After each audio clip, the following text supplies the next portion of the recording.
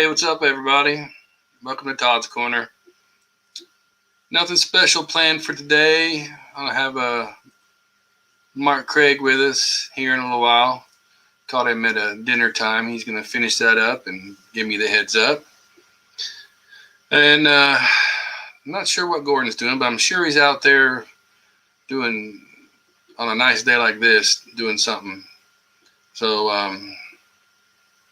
anyway, like I said, nothing's scheduled. I was going to do a Bob Wood interview, but he asked me to postpone that until he gets his move and his books finished up. So it'll probably be later on this summer or early fall.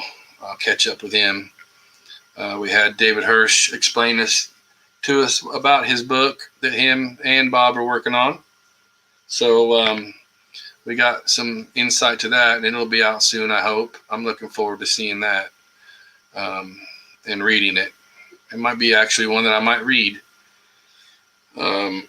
So here we are, just going to hang out with me for an hour. I've got things I want to do later too, so we're just going to keep this to an hour. And anybody that's got any questions, I will try to answer them. Hey, Nick, how you doing, buddy? There's a link that I can send you guys that you can go to that let Facebook show your name on the show on my screen, so I can tell who's here. Because on the Facebook it just says Facebook user. So if you haven't done that link, when you say hi, tell me who you are. That way I can keep track of you. I see Jeff Rubel out there. Like I said, Nick McCarty. Somebody else said, hi, Todd, how are you? And I'm not sure who that is. But,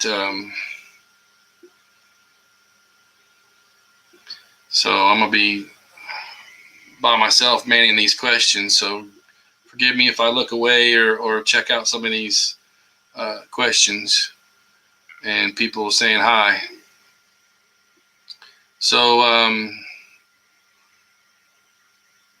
we can talk about anything today. I will say that, let's see, 1612 is releasing their new stun gun and comm lock pretty soon. Yes, everybody's been waiting on it, and I've seen we've been waiting the whole year. But sometimes this stuff happens, and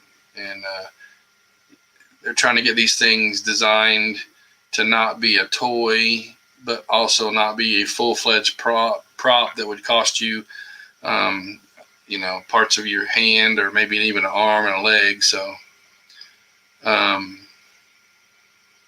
that's what they're trying to do. So if you want a real prop, you're going to pay for a real prop. If you want something in between, that's what they're shooting for, and they're going to do a pretty good job, but sometimes it takes a little while. Just got to cut them some slack.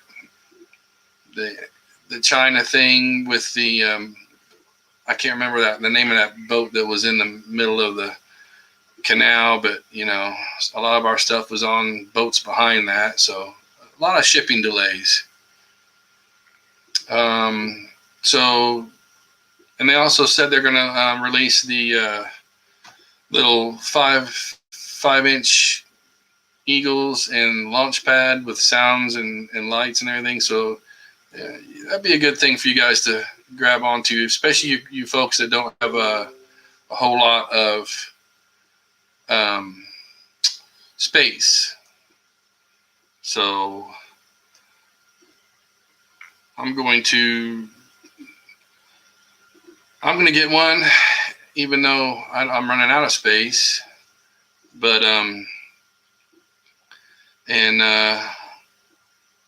think it's gonna be pretty cool. It's gonna be I've got the big 172 scale, and that's a bit too big for me even to display, so I've got it hanging on my wall.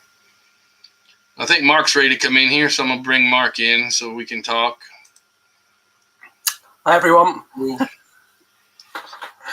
So Mark Craig's, you've seen his posts.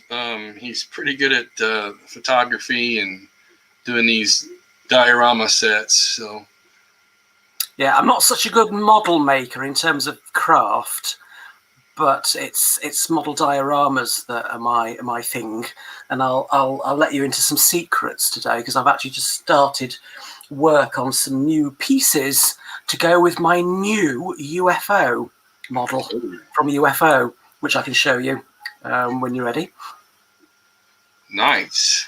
Yeah, go ahead and do that while I try and get to my YouTube stuff. Well, of course, most of the UFO work that I've put onto Facebook so far and onto my website, marksmodelworlds.com, I've used mostly the Product Enterprise, now 1612 UFO, and also the very small Konami, which I'd always wanted some alien figures, and I found the company called Todd, who make the small figures, alien figures, and they also are sold, I think, by Crooked Dice. But the size of the aliens was a little too large, probably, for the Product Enterprise UFO. And a number of people have often said, oh, it doesn't look quite right, the UFO looks too small, etc. And so I knew about the kits for cash UFOs, and I kick myself that when they were being sold on eBay a couple of years ago, I didn't bother getting one. One of the many reasons for that was because it is a kit, and it's not as simple as it looks. And I didn't really have the courage to tackle it myself. So that's why I put it off buying one. And the company, I thought they'd gone into administration, but someone's corrected me today when I put a Facebook post up showing progress as I completed the model UFO today. That they didn't go into administration, but the guys who ran the company just decided to get into something else. So they stopped making them, and so they stopped coming up for sale on eBay. And I can't remember how much they were, whether they were something like £80 or something like that. And they haven't been on for a while. And it was only really when people had been commenting on the different scales between the figures and the alien figures and Product Enterprise UFO. And I was thinking, maybe I should have got one of those kits for cash UFOs. And quite by chance, 3 weeks ago, one actually came up on eBay. And I thought, I'm having that. It was on auction, and I waited the 7 days. Nobody else bid on it. So I put a bid at the last minute, and I got it. So I've spent the last week or so building it, in between doing some filming work. I've been away filming for a new drama series for the BBC down in the southeast of England and just north of London in 2 different locations. So I came back last weekend and I started it. I did so much, and then I had to go away again. And I came back last Friday, and I finished the model today. And there it is. As you can see, it's much larger than the Konami and double the size, certainly, of the Product Enterprise. That's big. This is supposedly actual studio size, so the size of model that they actually used in the filming of the series. I mean, the basic body inside was very easy to put together, obviously, but it's the dome at the top, the Perspex dome, and the bottom part, which they come formed in a shape like a box, and a part of this box. And it says in the instructions, it says you have to use like a Stanley knife or whatever, sharp blade, to score continuously around the rim to cut it out of the box. Well, you can't do that in the way the box is formed. You have to cut away a bulk of the box first. And boy, was that difficult. Even the strongest pair of scissors I had could hardly cut through it. It was just impossible to cut through it straight with a Stanley knife. And I struggled. It took me over an hour to cut most of the excess away from each of the 2 domes before I could actually start scoring around the edge with the Stanley knife. And I was doing that then for over an hour, and he just never seemed to make any progress or get anywhere with it. It was a nightmare. And I know lots of people who bought these kits still haven't made them because they've heard that it is a real ball ache to do. And it is, really. Trust me, it is. I think I have one of those kits. Sorry? I think I have one of those kits that's unbuilt. Right, okay. Who did it? Who did the kit? It was a company called Kits for Cash, and they did have a website, but if you go to it now, it says 404. It's gone. Right. The website's They're out gone. of business. So yeah, they stopped. They stopped trading about 2 or 3 years ago, I think. Which is a shame, because I think the more people get to know about this kit, I think people probably would want one. So, like me, if you really want one, you're going to have to keep your eyes open on eBay for them to come up. And as I said, I hadn't seen one for a very long time.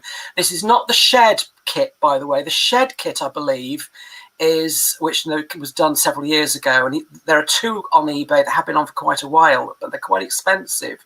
But I believe they're not much bigger than the Project Enterprise 1612 version. So that was, of course, no use to me. They have similar issues in, again, you have to cut the domes out of a preformed shape, and somebody sent me a comment on one of my Facebook posts about it the other day, showing me a picture of their Shed kit, and all the dome was all cracked with big chunks coming off it, and they came a cropper trying to cut it out where it all cracked. And if it cracks, basically you're done. And theirs unfortunately had. I think somebody did mention on one of my Facebook posts today that they're actually making their own, and they can actually make these domes. So I'd have to have a look back at that and check out with the guy, if that is the case. If I did read that correctly, that somebody can actually make these domes. So that would be useful for anyone whose one has broken. And I nearly did break mine. I was okay doing the top dome, but the bottom dome, what you do is you cut so far with it with the knife, and when you just get tired of it, what I did, I took a pair of pliers and basically snapped it off all the way around. But I was conscious all the time that I could snap away something I didn't want to, and I did. And there was this very small centimetre long bit that you probably won't be able to see it on the camera if I can find where it is on here. There it is. I don't know if this will show. Just there, it's so slight. There it is. Hang on. There, can you see that? Just there. Barely. There it is. Oh yeah. It just cracked off a little bit too much than I wanted it to. So I thought, well, I'm not going to use this one for spinning on any of my videos or anything. So I thought I'm only going to use this one on a static diorama display. So I will always show the best side, not its side where it's got the damage on it. So I managed to get that done. I finished it today. So painting, I used that chrome effect paint, which I think has done really well on it. So I'm more than happy with this. I should have brought one. That's a nice size too. Little aliens are only about that big with it. The Tarv alien, they're about that high. So I think the scale works much better. So today I thought, well, I'm going to have to, obviously, most of my dioramas, I do my other models, my Space 1999 models and stuff in, really 1:76 HO scale. But this obviously is bigger. So I need bigger trees. And so I thought, right, okay, so here I'll let you guys into some of the sequence. This is new experiment I'm doing. I need a base, obviously, because these things are going to be quite large, these trees. And I don't want to put them onto a proper base because I haven't got the space for another big AO board in my house with big trees. And where am I going to store it? And I thought, if I can do the trees as individuals, so I can store those much easier somewhere, they take up a lot less space, and I can move them around and put them on the other dioramas as I do, because I have lots of loose trees on my other dioramas that I can reposition to make it look different all the time.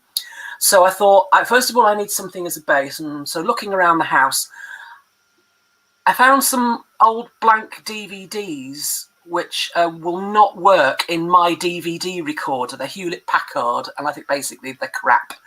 My DVD recorder just spits them out and doesn't want to know. So I thought, I'll use these. So what I did was, as you can see, I drilled a hole in a group of them with an electric drill. And then I went into the garden, and I have been keeping since last summer, since last autumn and through the winter, any bits of annual bedding plants that are quite densely twiggy. And this, I can't remember what, I think it's an erythium or something like that, I think it's called, is what this was. It's quite woody, and you can see some of the detail.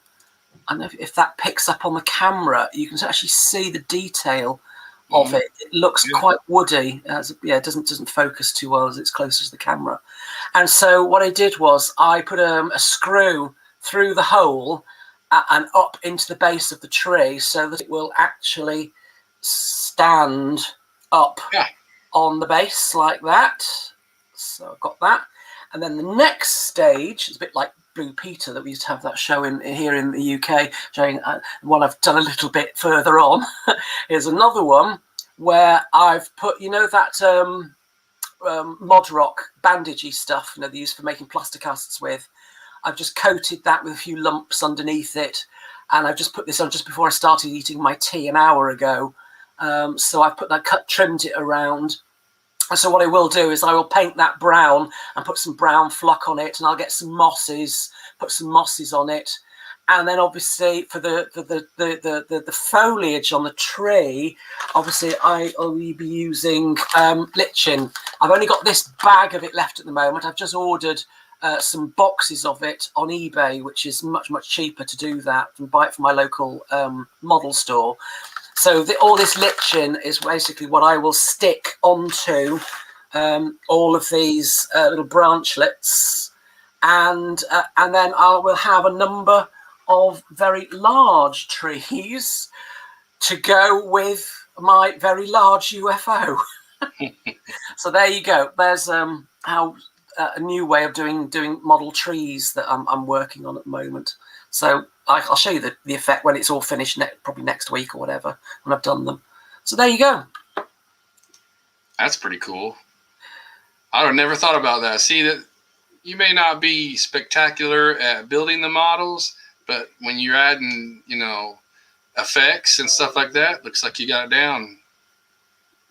Yeah, the thing that I do is, and I knew this from when I built my first woodland diorama to take pictures of one of my Project Enterprise Eagles on. The first woodland diorama I built was probably a little bit too small. It was great when I put the Project Enterprise UFO on it, but when I put the first Eagle on it, there wasn't quite enough space. It just fitted, and then I thought there are some occasions when I wanted to photograph two eagles side by side, as they had on the series, and they just wouldn't fit. So I thought, okay, I'm gonna have to build a bigger woodland diorama set, a bigger one. So I built another one, and when I built the second one, I realized that I could place the two side by side in different positions, so that when you're setting up your camera position, you get a different look, right, just by moving, one of the dioramas into a different location. So you could shoot. So my second diorama, which is on an A1 size board, I can put the camera on any side, but I can put the other diorama beyond it, tilted in any particular way, and it gives that impression of looking totally different. So I can get multiple looking camera angles just by using the two dioramas. So after that, what I then started to do was, when I built the farm diorama I used in one of my UFO shots ages ago, that also was made so that I can put the other woodland dioramas behind it, next to it. And so therefore it extends the model set, the one model diorama set. It can be extended you know, and you get all these multiple different camera angles. And so I love experimenting with the stuff now so that I can put stuff together. And those of you who've seen, again, on my website and on some of the Facebook posts, I did a UFO stuff about a year ago where I had, I think I called it Aliens on the Beach. And I had my ocean diorama, which again is an at that time I had just the one, I now have two, A1 size board with my model water on. I positioned that next to, I had behind it the lunar moons I'd made to display on my moon landscapes dioramas. Separate. I put that behind, and it looks just like it's like Italy or something in the distance on the other side of the water. And then in the foreground, to one side, I'd have my woodland dioramas, so it looks like trees and stuff coming up to the water's edge. But to disguise the straight edge of the water and the straight edge of the woodland diorama base, I had a load of you know, the small sand that I use when I do my photograph, my Moonbase Alpha model, like very, very fine grey gravel to make it look a beach. And so I made a wavy line to disguise the join between, and it looks just like a beach with the trees and vegetation on one side and the water on the other. So all of my dioramas are made so that I can put them together in different combinations and create different looking scenes each time, including my moon landscapes, because I've got two main ones with nothing in but mountains and rocks and flat areas to put the eagles and the other craft and the UFO craft down into. But I've also got the permanent one with the shadow moon base on, so that's the third one. And of course, but when I do put together my Moonbase Alpha, my 1-76 or 1-86, or whatever you want to call it, Moonbase Alpha buildings, in that case, I just use just a plain A1 board, and I position the buildings on it in different combinations. I can put them in, you know, because each of the buildings is individual, just like they had on the series. So I can put the buildings in any position to get different shots, and I just I've got this big bag of grey sand that I just pour around it, and then I put indentations in it for moon buggy tracks and rough ideas of craters and so on. So that's how I do my model dioramas. Where do you put all this stuff? I mean, where's it stored after while you're doing all this? That is a problem. I only have a fairly small house. So in the spare bedroom, under the divan bed, the sliding cupboard doors, there are 3 dioramas stored underneath that divan bed. And in that bedroom, there's also a big wardrobe, and that has my big woodland one just on top of the wardrobe. So that's, and the shadow moon base is there, the farm is there, and the woodland one diorama base is there. All the others I have a big cupboard that's an old airing cupboard in my bedroom, and they're all stacked on top of each other. So all the moon ones are all stacked on top of each other. And the ocean dioramas are slotted in. My field diorama, the Heathland one I did earlier last year, that's in there too. Just all stacked on top of each other. But and then things like all the my Moonbase Alpha buildings are on top of a bookcase, just stacked on top of each other in my bedroom. And the trees are just wherever I can put them on top of the bookcases, just piled on top of things. Right. So the problem at the moment I have is that if I want to build any more proper dioramas, I haven't really got the storage space, and there are 2 that I want to build, and I have been wanting to build for quite some time. I want a permanent Logan's Run domed city, because those of you who've seen again my website would have seen that I did have the domes, some old light fittings, and I actually did it as a temporary setup. The shots I did, but I want to build a permanent one. And I also want to do another with a road with a curve on it, that I want for very specific shots. I think I want to do, but again, at the moment, I haven't got the space for them, and I don't know what I'm going to do. So storage is a problem. Yeah, that's understandable. Let me do a couple shout outs here. Darren Peters is here.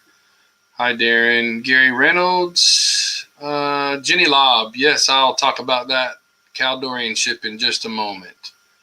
And welcome to Todd's Corner. I haven't seen you here. It's glad to see you. Dennis Chevalier is here. Eric Longstreet. Let's see. Who else is down here hiding? I thought I saw... Oh, there's a couple of Facebook users. I can't see who you are, so if I didn't mention your name,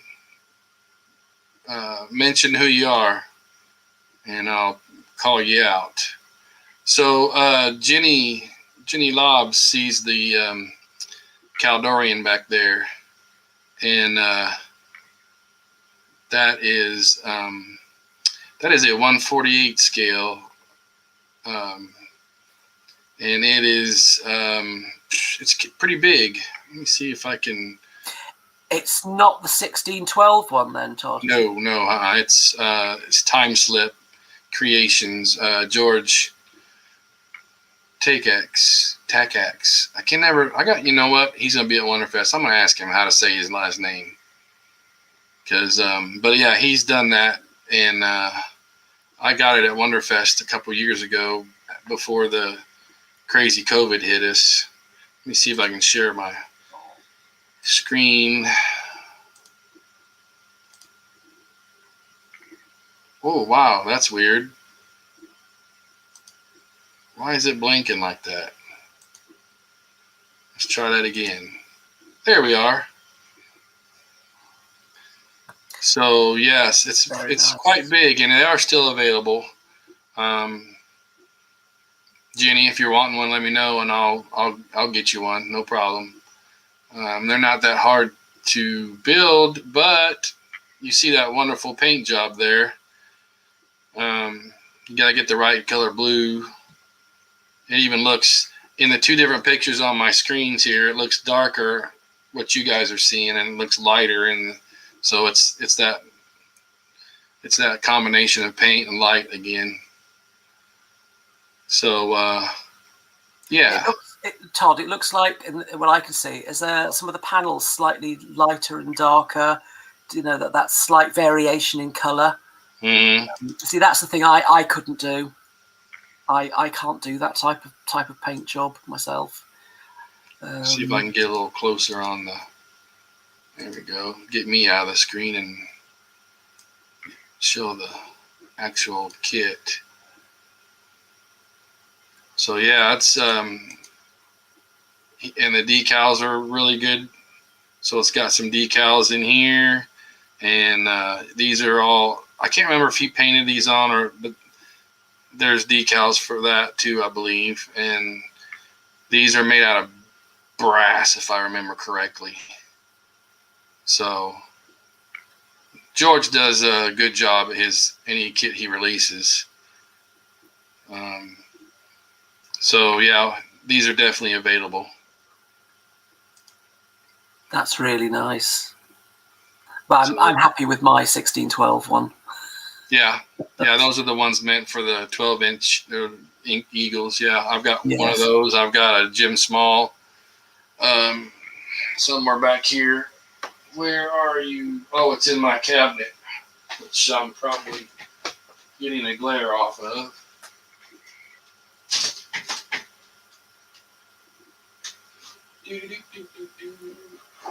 Come out wherever you are. Yeah, this is the Jim Small, which is basically the same scale as the 1612. 1612, yeah. Yeah. So this was one of my favorite things that I found a few years ago. I looked, and one of our guys from the group in New York had the kit, and I saw it go up for sale. I don't know how, or maybe he contacted me. I don't remember, but I scooped it up. One of my buddies built it for me. That was back when I couldn't do anything with my hands and everything, but that's one of my favorites. When 1612 released their version with the Rescue Eagle, and those of us who bought them got them to play with, get them out of the boxes. Those who do get them out of the boxes, because I know not everybody does. It then reopened the debate, I think, about the fact that the difference in height for the airlock tube between the two, they don't actually meet, right? Because they didn't in the series itself. They had to fudge it. But when we actually got the models from 1612, again, when you try to put the two together, you realise that the Eagle sitting on a base with the connecting airlock tube is much lower and won't connect with the airlock portal on the Caldorian spaceship. Yeah, I did some photography with that one, and when I set the 12-inch Eagles next to it and put the tube on, I was like, this ain't working right. So I had to put things underneath the black cover that I had for the photography to lift the Eagle up higher to reach the Caldorian ship. So I did the same when I did my photo shoot. Yeah. Of course, back in the 70s when they made these shows, I'm sure they had to do the same thing. I'm not sure. I know the original, I think there was two. So the bigger Caldorian original ship is still amongst us. Mr. James Winch has that one in his collection. I'm not sure I know there were two different scales, but I don't know about the smaller one, where it's at. But Jim keeps us pretty good at being able to see his collection, so it's pretty cool. Here's another shot of it with that's the 22-inch Eagle passenger pod, so you can see it's quite large. So that kit is still available. Like I said, if you want to let me know, I'll grab you one. You're welcome, Jenny. And we'll get you one. And we'll get it. If you don't want to build it, we can build it for you. We'll figure it out. That's what we do here. Space 1999 props and ships. Todd, can you see that I've put on my screen? I've tried to share it with you. Can you see it or not? No. You can't. All right. Okay. Never mind.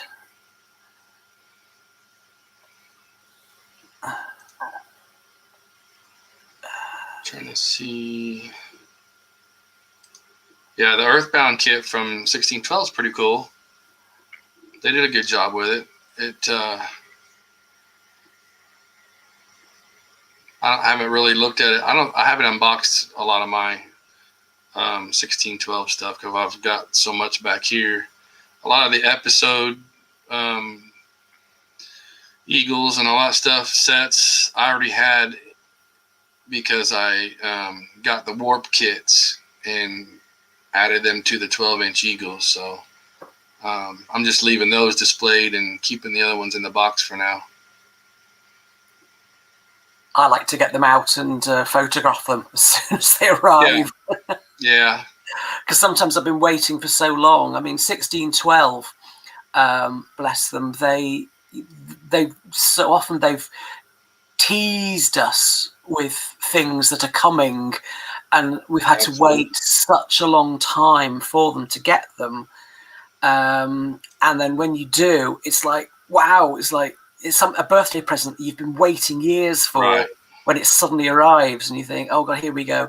So things like the Rescue Eagle, that was, I think, originally going to be in the hangar set when it was first announced. Mm-hmm. And then they pulled the Rescue Eagle and said they were going to do it with the Caldorian ship. But I think nearly 2 years we had to wait till we actually got it from when they first suggested that's what they were going to do. So 2 years we had to wait. Now I know some other people have had to wait much, much longer for other things that have been promised. 1612 are somewhat guilty of that. They've promised stuff, and it's been years, and it still hasn't materialized yet. It's supposedly still in development. But I think other places, is it Big Finish Productions doing the large Commander Koenig doll? Somebody posted a Facebook post about Big it. Chief. Big Chief, that's it. Yeah, right. Big Chief. Yeah, I remember looking at that, thinking, "Oh, that's pretty cool." But it's been promised for such a long time, and people who pre-ordered it years ago are still waiting. I don't know what the delay is. Why is it taken 2 years plus, whatever it is, from them announcing it and showing the presumably prototype of it, and over 2 years, and it's still, the people who pre-ordered it still haven't got it. Right. What's that about? I don't get it. No, I've ordered it. I'm one of those guys waiting, and I'll keep waiting, but because I'm sure it's going to be pretty cool when we get it. But they haven't put very many messages out about, hey, we're getting ready. The COVID obviously put a damper on a lot of stuff, but I doubt that they would have even had it ready by now, even if the COVID wouldn't have popped up. So I don't know. They should be keeping us well kept up on that, especially some people like me have already paid for it. Eric, that Caldorian ship is under $200. I don't remember exactly what it was, but it's definitely under $200. So, but yeah, I'm not sure what's going on. 1612, I think they get excited about something, and Steve just wants to tell everybody about it. That's not a bad thing, except for, you're going to have delays. So maybe, I know he's trying to gain interest because he doesn't want a failure. And so far they haven't had a failure. So, they sold out all of their 44-inch Eagles, which is amazing. Mm. That's a pretty penny. And I think that there was 100, I don't remember, but there was a lot. When I first found 1612, because they were announcing as part of the range, they were going to be doing the Hawk. And I think that was one of the things that first attracted me to 1612 and their range. And of course, I started buying the stuff.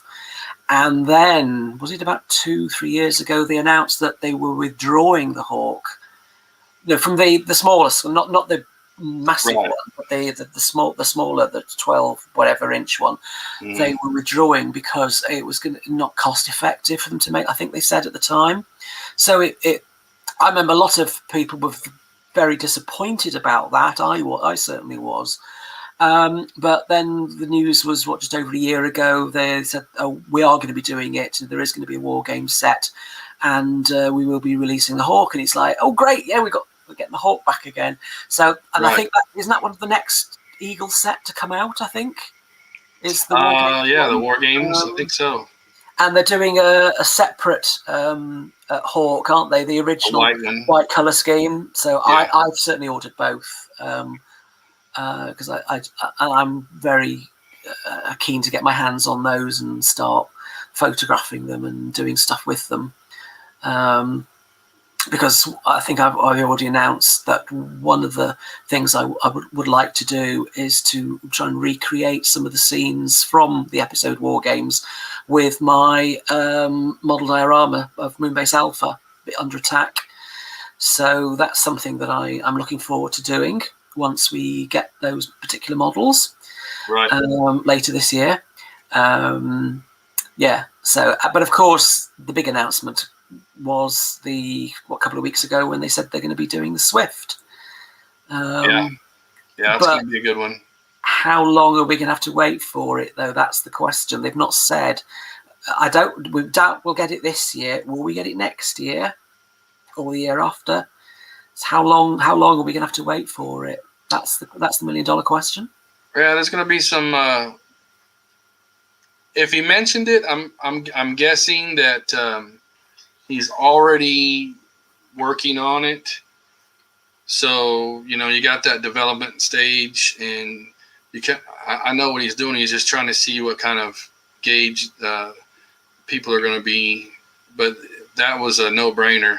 I mean, a Swift is going to sell, and it's going to sell out. So I would say early next year before we get that. I mean, he's got to do all the pre-planning and all that stuff. So he's getting his money's worth out of his license, though. I mean, that's the first thing you gotta do. You gotta convince ITV to say, okay, yeah, and how much you gonna make? Because it's all about dollars to them. So if you're not gonna make enough money, because you can see, I know that for a fact, the way that they did with Lee Malone on his 44-inch Eagles.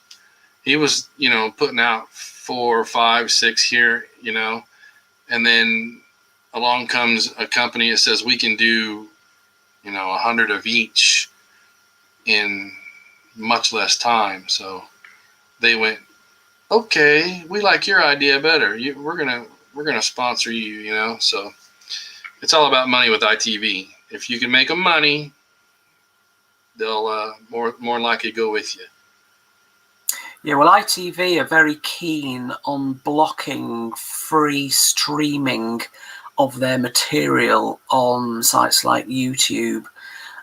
So often people on the Facebook groups will say, oh, look, here's a link to an episode of UFO or Space 1999. And certainly in the UK, you click on the link and it comes up with, this is blocked by ITV PLC on copyright grounds. Mm-hmm. So, we can't watch stuff like that here in the UK. I think there is an archive.org site or something that I think you can. I think I've tried it and I did manage to get to see some episodes once. But I mean, most dedicated fans will have the Blu-rays or right. or certainly on DVD, in your own home to watch whenever you want. Nobody can ever take that away from you. I mean, I know it's we have a channel called Forces TV here in the UK, which every so often shows UFOs being on about 5 times. They've just finished screening UFO again, I think for the 5th or 6th time. I think Space 1999 they've shown twice from memory. And then it was shown more recently, Space 1999, on the Sci-Fi channel. And it's not on at the moment, so I don't know who will show it again next, whether that will be Sci-Fi or if it will be Forces TV. It'd be nice to see it on ITV, so that would bring it really back to the mainstream British viewing public. If ITV, I think it was on ITV4 the last time they screened it, and I think that's probably 10 years ago, I think. Right. I would imagine. On ITV4 to bring new audiences to it, and of course it's on BritBox, which is one of these streaming things you have to pay. I think it's £6.99 a month we pay, but they've got a lot of really good stuff on. Most of the Jerry Anderson material is now on it. Not necessarily all the black and white stuff, but certainly all the colour. Puppet series are on, including UFO and Space 1999. Lots of classic Doctor Who is all on. Time Slip, The Prisoner, Sapphire and Steel, all the type of stuff that we as sci-fi fans tend to enjoy. Blake 7 is on there. All of it, all 4 seasons of that. For £6.99 a month. Not trying to advertise for BritBox, so I'm just mentioning those who didn't know. Is this on there? And that was one of the reasons why I got BritBox, was because they were putting the stuff on. Even though I've got the stuff on Blu-ray and DVD, it's just great to see it actually on your telly that other people can watch at the same time as you do. Yeah, it's on here in the U.S., but since I got the Blu-rays and everything, I don't really keep up on it. But there are people in our group that says, "Hey, you're having a Space 1999 run on so and so channel or a UFO," which I still need to sit down and watch. But man, life is just keeping me crazy. So yeah, well, I enjoy the fact that it's still available on TV, because it's fun to watch them on DVDs and Blu-rays, but there's just something about watching them on TV that brings back the old days. Very much so. Do you know, when I first saw Space 1999, I remember I was 14. It was year 2. I'd never seen year 1, and there was a magic about it. It just grabbed me in a way that nothing else had quite done before. Maybe the classic Star Trek to a certain degree, and maybe Doctor Who. Right. But certainly at that age, for me, year 2 was just perfect viewing material. And I lived week by week just to be able to watch those first 9 episodes that I saw in the region of the UK I was living in at the time, which and I've discussed this before. I would move to live on the island of Anglesey off the northwest coast of Wales, and it wasn't screened by that regional ITV station. And do you know what I mean? It was just years till I got to see the rest of the episodes. But seeing every episode for the first time, there was like that magic. And now, years on, I'm 58 now. I really wish that I could recapture that euphoria, that feeling that I got watching an episode brand new for the first time. And I envy people now who are just discovering the series for the first time, right, and need to see it. I know it's a little bit different for them in that there's a lot more sci-fi around, with CGI effects. Yeah. It might look grander and bigger and maybe better. Not in my opinion, it isn't, but in some people's, it might. Other stuff might be better. But for me, as I said, I just envy people seeing it for the first time, and I wish I could recapture that. Yeah, and I always did, really, to be honest, when the Blu-rays came out, because the Blu-ray picture quality was just so stunning that I found myself looking around the actors, behind them, and everything in the background. I don't know if everybody else is the same. And you start looking for the details of things you've never been able to see before, because the detail wasn't that sharp, and you could see things. It was almost like watching it for the first time. That you knew the plot, you probably knew the script off by heart, but visually, so many more things that you could spot now on Blu-ray that you couldn't see back in the 70s and 80s when you watched it. Yeah, you the same? Yeah, Eric, the things we do for love of our TV show, that's for sure. So let's see who else we got. I see Wes Sargent's here. Christian. I don't even try to say it. Okay, Christian. I'm not going to do it because I don't want to chop up your name, but Christian's here. Looks like Warren's here. Oh, so yeah, we're having a good little show here today, and really nothing planned. Since we've talked about 1612, I want to go back to our buddies at Round 2 that are coming out with the stun gun and comlock kits. Those are going to sell well too. Everybody's wanted a styrene kit for a long time, one that you can actually put lights and sounds and everything in, because it's pretty roomy. I've seen both, so both can be turned into working props. You can put a laser in it. You can do all kinds of stuff. So I'm looking forward to those. We're getting close, and in doing that, Wonderfest looks like it's going to happen. So I'll be at Wonderfest for sure. I'll have the suite, the Space 1999 suite for everybody to visit and bring up any, models that you built or anything like that. And we'll get Jamie up there and we'll have a good old time. And Jamie's going to be at Wonderfest with his setup. So don't be shy. He loves to talk. He doesn't want to just stand there and watch everybody walk by. He wants to talk about things, and they'll have more than just 1999 stuff, obviously. But yeah, that kit is going to be popular, and hopefully he'll have one to show us at Wonderfest. I've also been told Voyager kit will be there with kits to buy, and that's straight from, I call him GT, George Tech X, Take X, whatever. That came from his lips, that the Voyager kit will be there, which is fantastic because I've got a lot of people wanting that kit.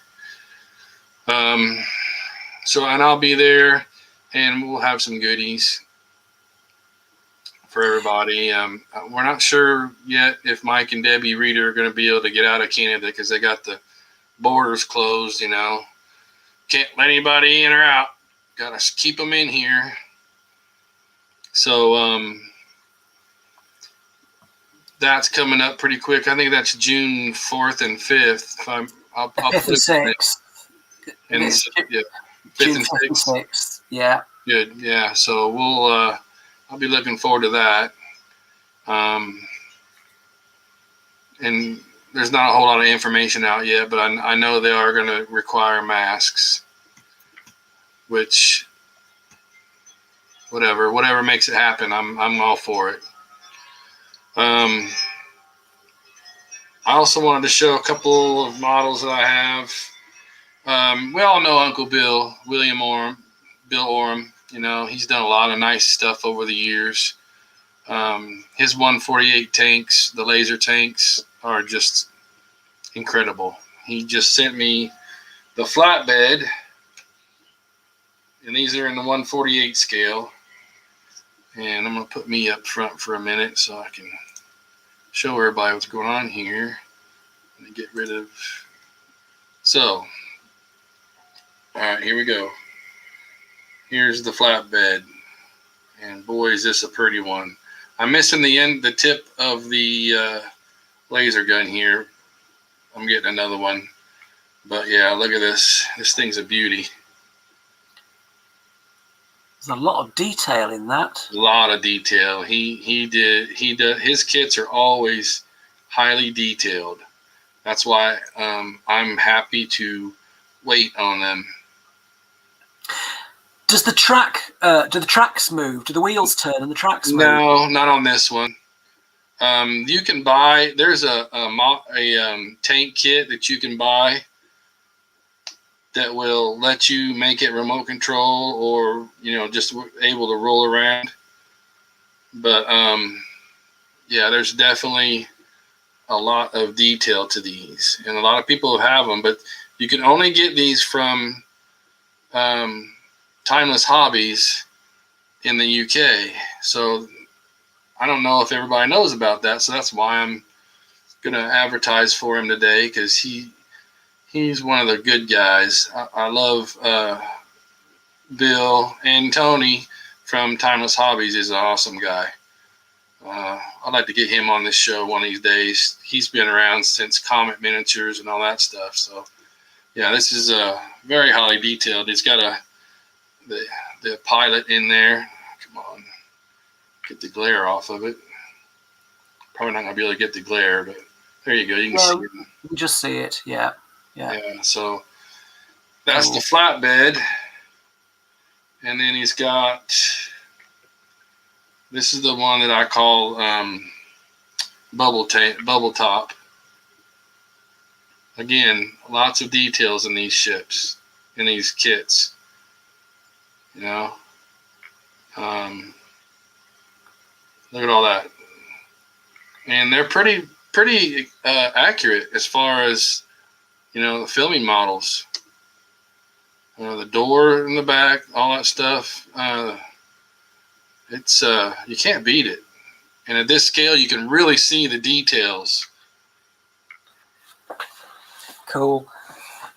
And then you've got the little, this one's got a pilot also, whatever you want to call them. And then the one everybody loves to death, the eagle nose. And details on this are just as crisp. Get my big fingers out of the way, you'd see it. But yeah, you see those grills and everything. I mean, this is, if you put this, there's a picture of this one next to the original tank. I'll try and drum it up, but they look like mama and baby. They're just identical.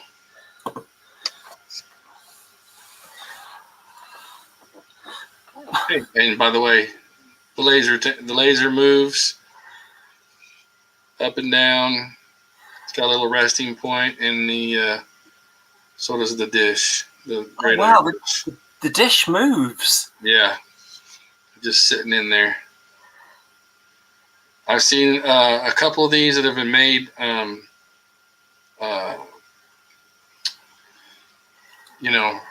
RC.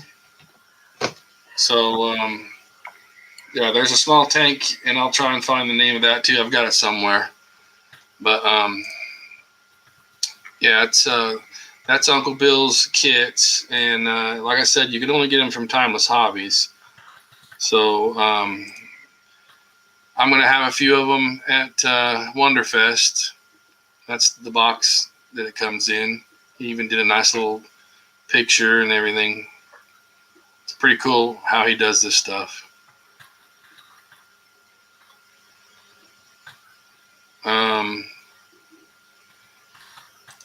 And then there's Nick. Any more thoughts in the Space 1999 Props and Ships model making book? That would be awesome. I just need to find somebody that would help me out with it, that can write, and because I'm not very good at that. I can. It's a good idea. Well, there you go. All you got to do is bring it up, and here we go. I had my first novel published when I was 16. Good grief. Yeah.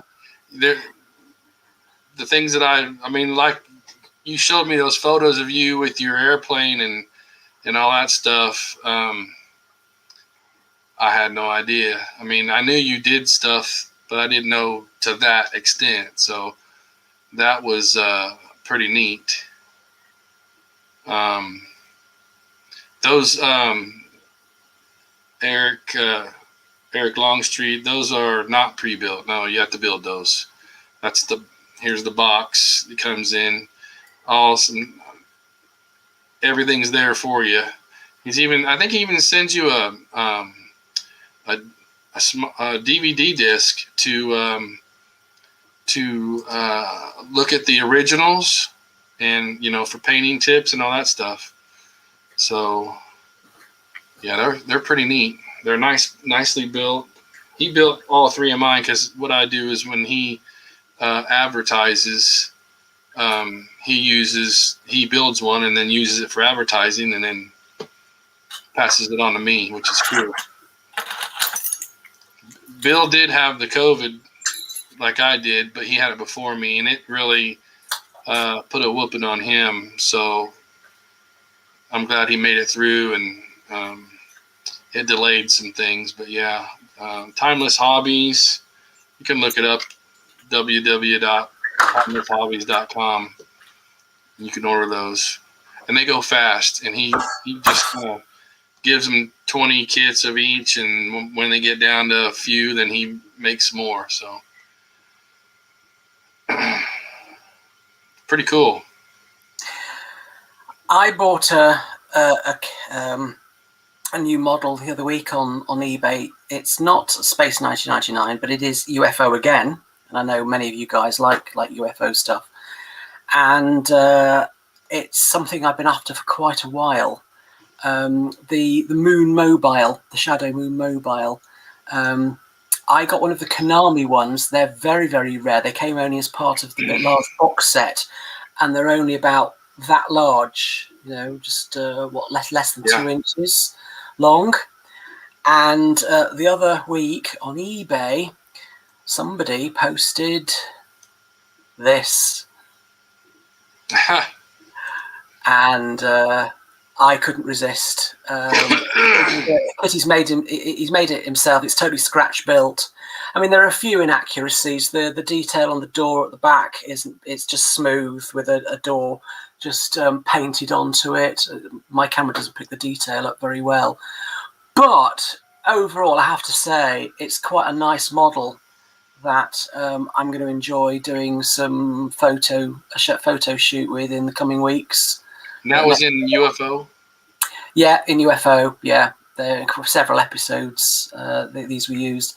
That's basically to get around on the moon surface. Mm-hmm. From they were garaged somewhere in and around moon base, and to get to places on the moon. I think there are some kits very similar to this available. I think Monsters in Motion, I think have a kit, which I didn't bother with, but certainly when this kit was ready made, it came up just packed in styrofoam, little pieces, little balls. So I couldn't resist it. So I picked that up. So occasionally things do pop up, on eBay to help us out, those who haven't got the courage to make stuff from scratch like this ourselves, which I can't. I know many of you guys can, and I admire you for it. I always say it. I admire you guys for being able to do what you can do, but I can't build stuff like this. That's not too bad. I mean, I'm getting back into it a little bit. Now my problem is I got my feeling back and everything. I just got to find the time to do it. And I need to... It's been so long since I did it, I'm not going to be near as good as I was back in the day. So I still have people build stuff for me.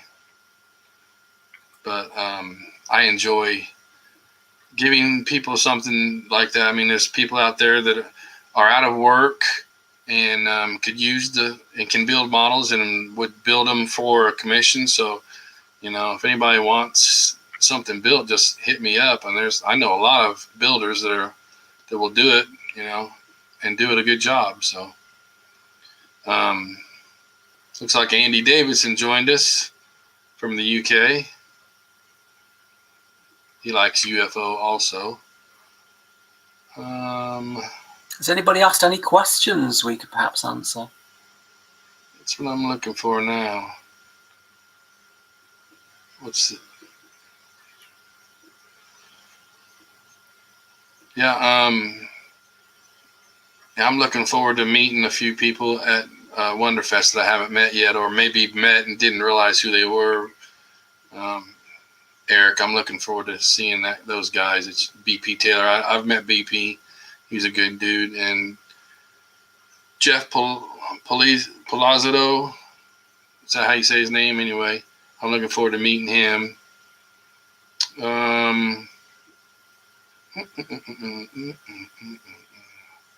Anybody got any questions? I'll be glad to answer them if I know the answer. I know that I'm also working with a few guys on the side trying to figure out a way to offer original kit parts for $19.99 builds. Some of these kit parts that Brian and see, it just goes right through my head. Hold on, I'll get there. The builder for onset dementia, Todd. I'm telling you, this sucks. You'll be right here, and I'll be starting to talk about it, and all of a sudden it's gone. Whatever. The guy that built all the models for Space 1999, Martin Bauer. Thank you. Anyway, the kits that they all used were readily available back then, but some of them haven't been re-released, and even some that have, they're very expensive.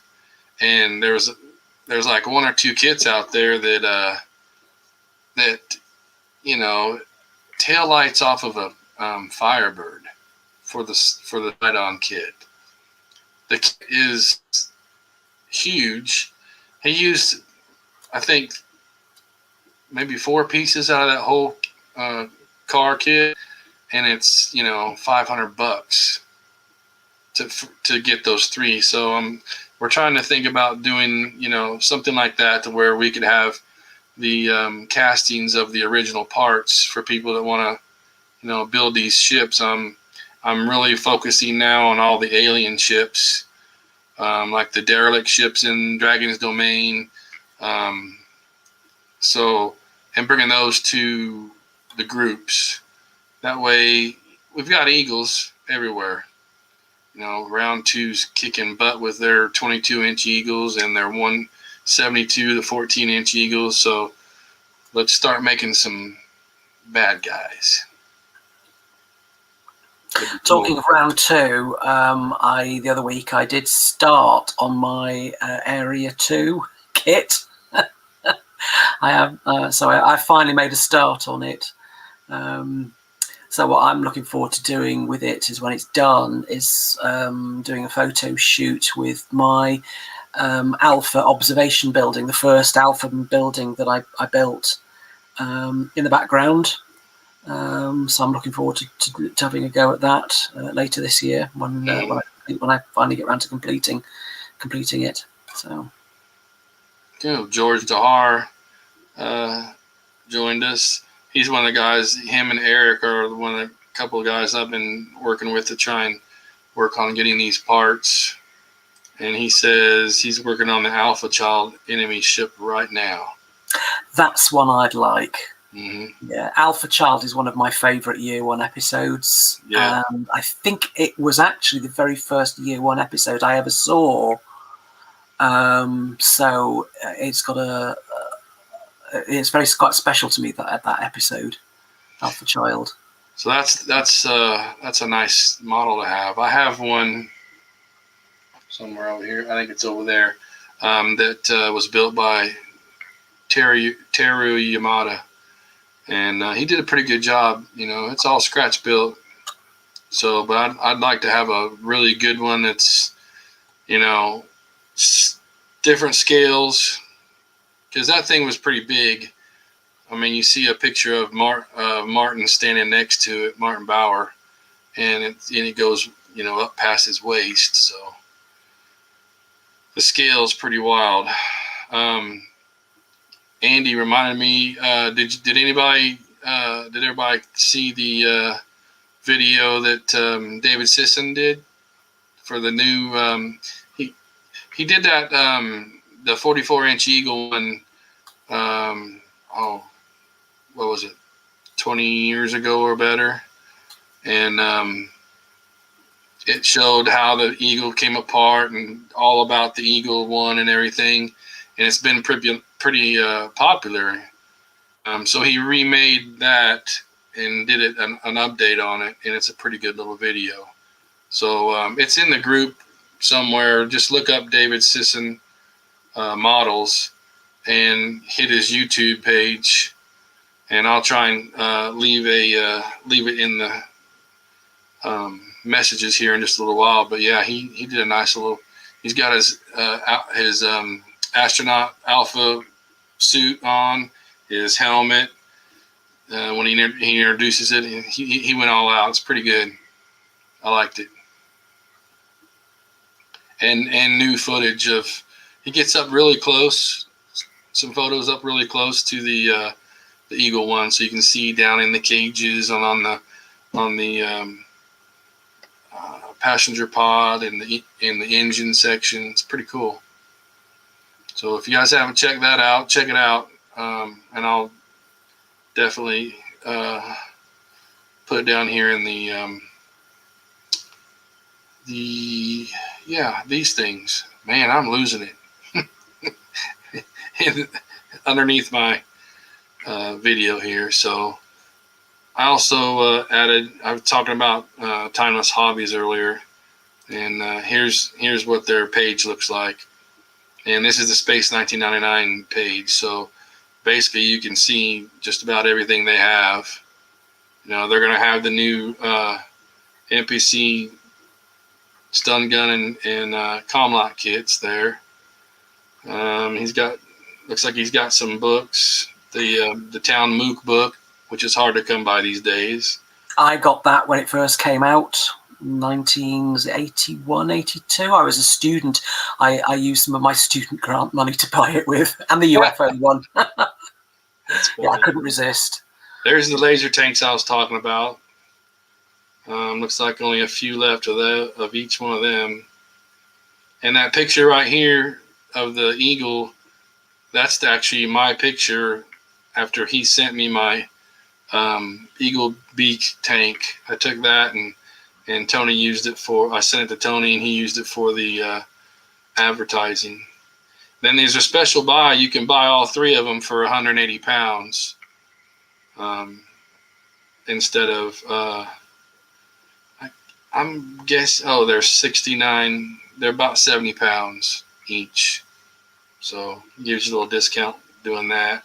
And there's the new 14-inch eagle. And so there's a whole Space 1999 page for him. Still got one of the older eagles, the Brian Johnson special edition. The Hawk, all the aluminum goodies. And he still got some, this is the warp stuff I was telling you guys about. This is the Warp Hawk, and then there's the lift. This is how I did all my my episode stuff. So there's the freighter pod conversion for the Warp Eagle. There's the lab pod conversion. You can see what the nuclear waste pod conversion kit looks like.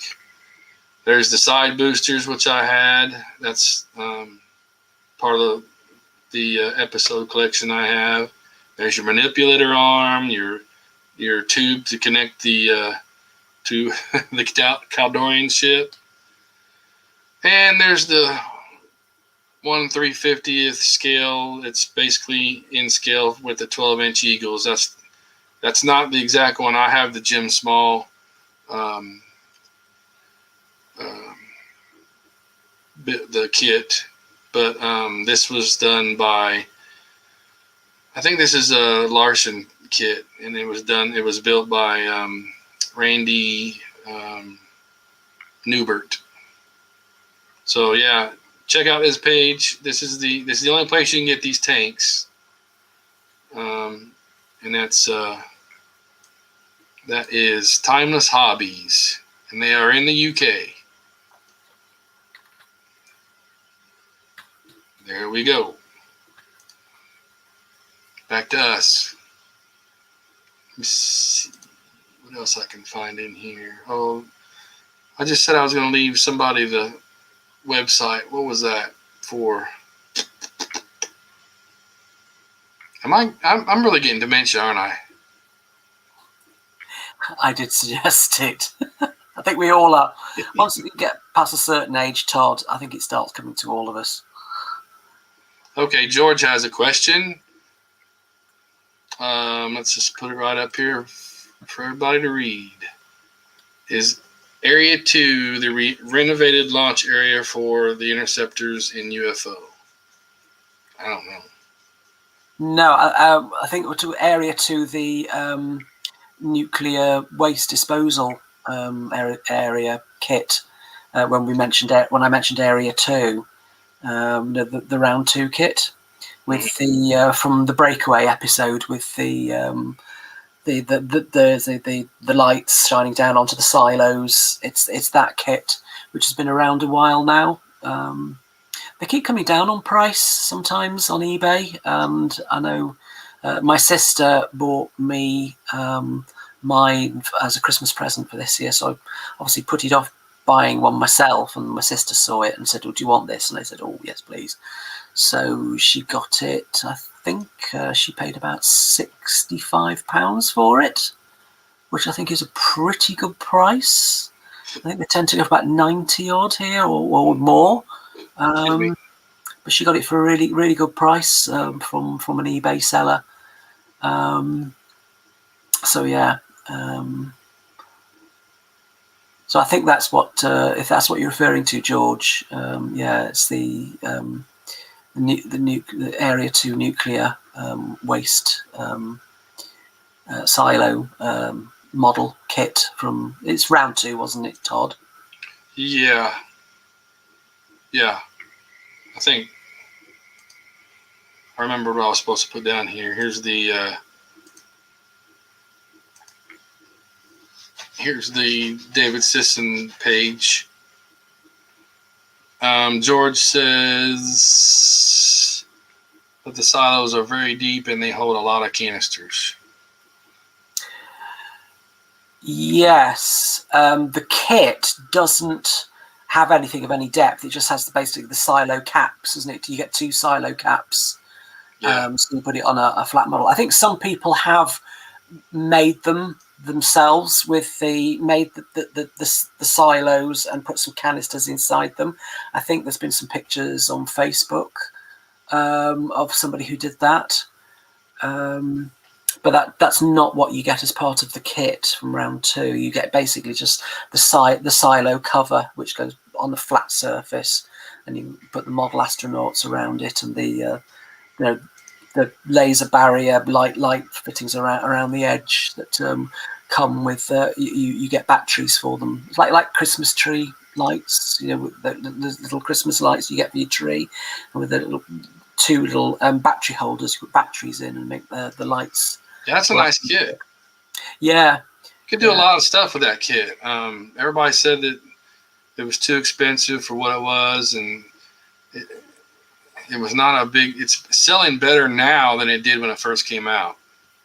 Obviously, some of the places have put it down to $35-$40, so that might be part of what's going on. But I have one that Richard Ashton built for me. It's got the lights around the edge, and it's got the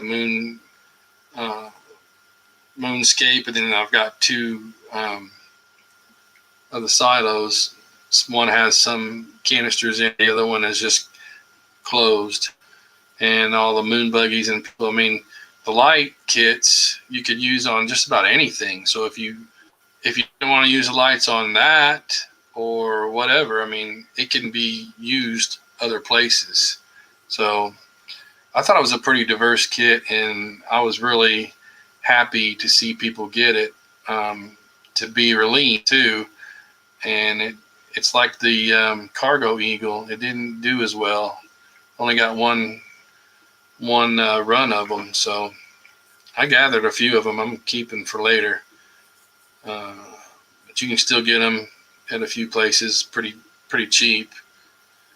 It's a good idea, but that's one of the things that worries me when MPC puts something out like that and that we've been asking for.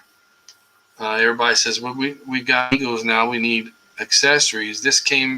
You got like 10 astronauts, different figures with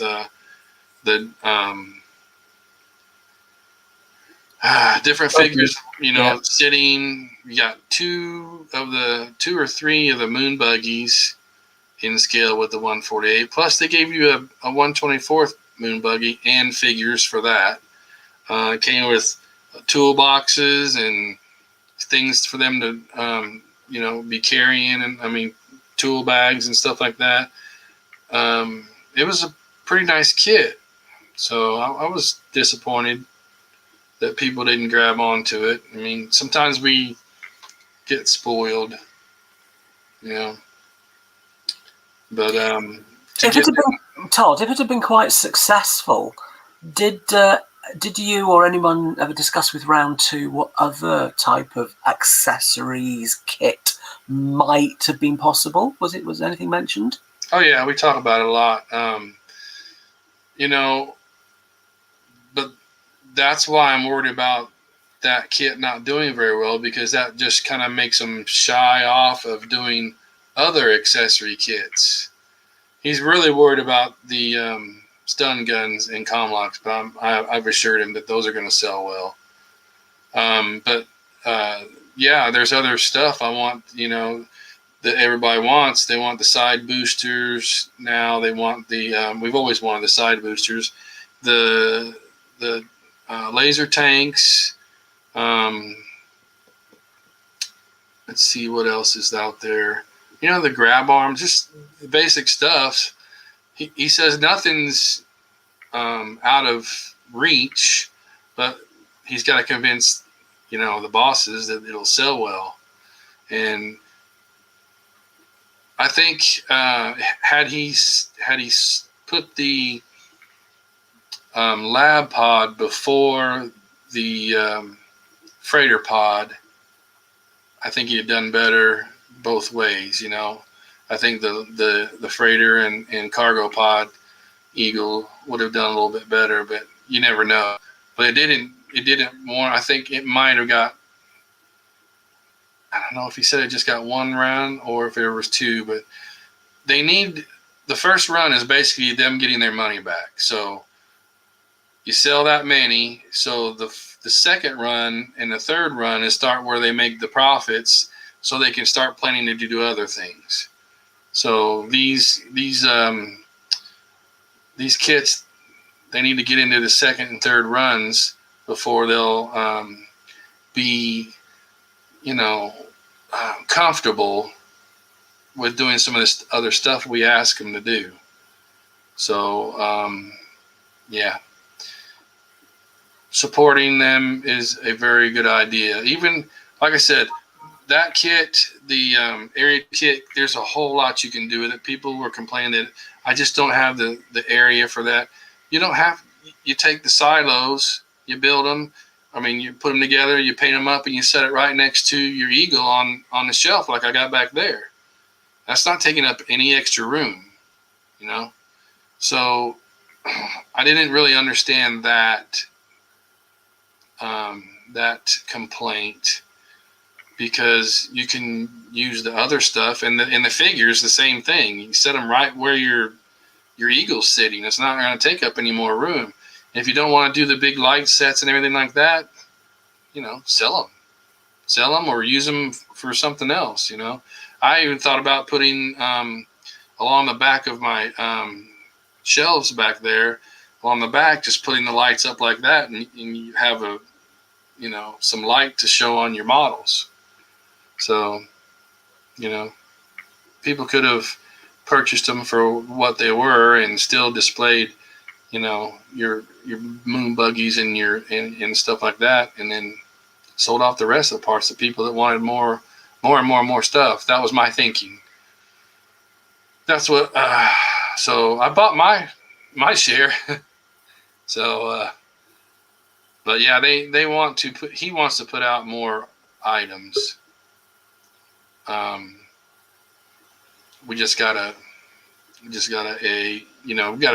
gotta make it happen after they put it out. Oh, we got a straggler here, Mr. Richard Ashton. How's it going, guys? Sorry, I'm late. How you doing? We were just talking about that. We were just talking about that Area 2 kit that you built for me. Which one? The big. So many. With the lights and the silos and everything. Oh yeah. It was the first one you built. Today I've been outside with the big diorama that's going to the chap in Hong Kong, and I've just been touching up the sides of it, just making sure it's all right. Thought it was going to be a quick job, but it just took for bloody ever. And then just trying to work out the new diorama, because I've got two on the go. I've got the Blade Runner diorama. Right. When everyone's done a Blade Runner diorama, they've done it as they've done it ground level, and my friend said to me about this. He says, when you do a diorama, it's like doing a painting, but it's a three-dimensional painting. So with the diorama, I've looked at it as a three-dimensional painting, so like a horizontal line, and you've got your vertical line, and everything comes out in dimensions, so it's all coming out from them angles, and it's done my head in, it really is. And I've also got the Tatooine diorama, which is, you can see it, it's just there.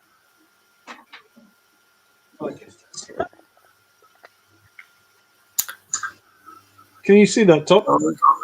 Yes. Yeah, that's pretty cool. Hang on, let me do this. One second. I'll just do this. I'll just walk. There you go. Wow. So I've even got this. There's the street scene as well. I don't know if you can see the street scene. I don't know what I'm looking at. And I'm just chopping this out as well, chopping out the buttons on this section. So, but yeah, that's what I've been working on. Oh, the big dioramas up there. It's nearly ready. It's nearly ready to go. That is, yeah. It's big. That's bigger than mine. I don't know. That's crazy. Oh, yeah. This is the Blade Runner thing I've been working on. I know it just looks like cardboard boxes and stuff like that, but it's just trying to work out perspectives. So you get like a false perspective, so you're going in, and I've got a really nice. I'll take the figures out because I don't want them to drop. Because if they drop, they could break. I won't be pleased. But like I said, the idea was to have the Blade Runner car coming out like that. Mm-hmm. And this is going to be a video wall with the Chinese woman eating a cherry or smoking or something, and then Coca-Cola advertisement on it. But that's the idea. So yeah, and then I've got obviously. I know we should be talking space. I know. So I'll be quick. Oh, you're right. No, we're doing UFO and all kinds of stuff. So these are figures. I don't know if you can see them very well. I'll have to put them on my page. Descartes and I can never remember the guy's name who flies the other vehicle. You got anyway, me. yeah, same here, mate. But anyway, I got them sculpted by a guy in Germany. Brilliant sculptor, and he's the one that. I'm sure he did something for you, Todd. I can't think. But anyway, he did all that stuff. So, yeah. You recognise that, Todd? Yeah. That's that little, man, that's a little one. Yeah, 172. That's been resin printed. Right. And that's going in the junkyard on Tatooine, up like that, because it was in episode 1. So. Oh, okay. Yeah. So, well, my friend has been. I've got 2 guys who've been 3D printing, resin printing me bits, and it's like I've got ridiculous. I've got that load. And it's just full of 3D printed resin bits. That's like Bits and bobs. Just greeblies, just bits. You Americans like greeblies, so they're just greeblies, and there's air conditioning units and stuff like that, and just doors, and it's just full of. Oh, here we go. Look at this. There's wiring. Wiring, yeah. nice Mental. greeblies. Greeblies. And then for the actual Star Wars diorama, more greeblies.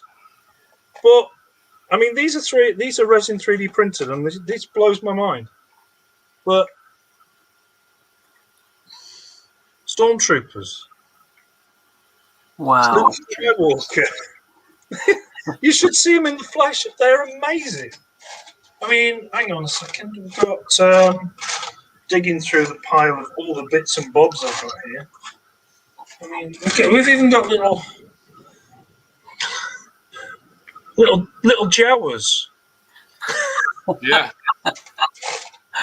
Mental. What you can do with a resin printer. I mean, look at that. Yeah. Little R2. So there you go. So what you've been guys talking about, obviously, I know A little bit of everything. Kits for cash, UFO.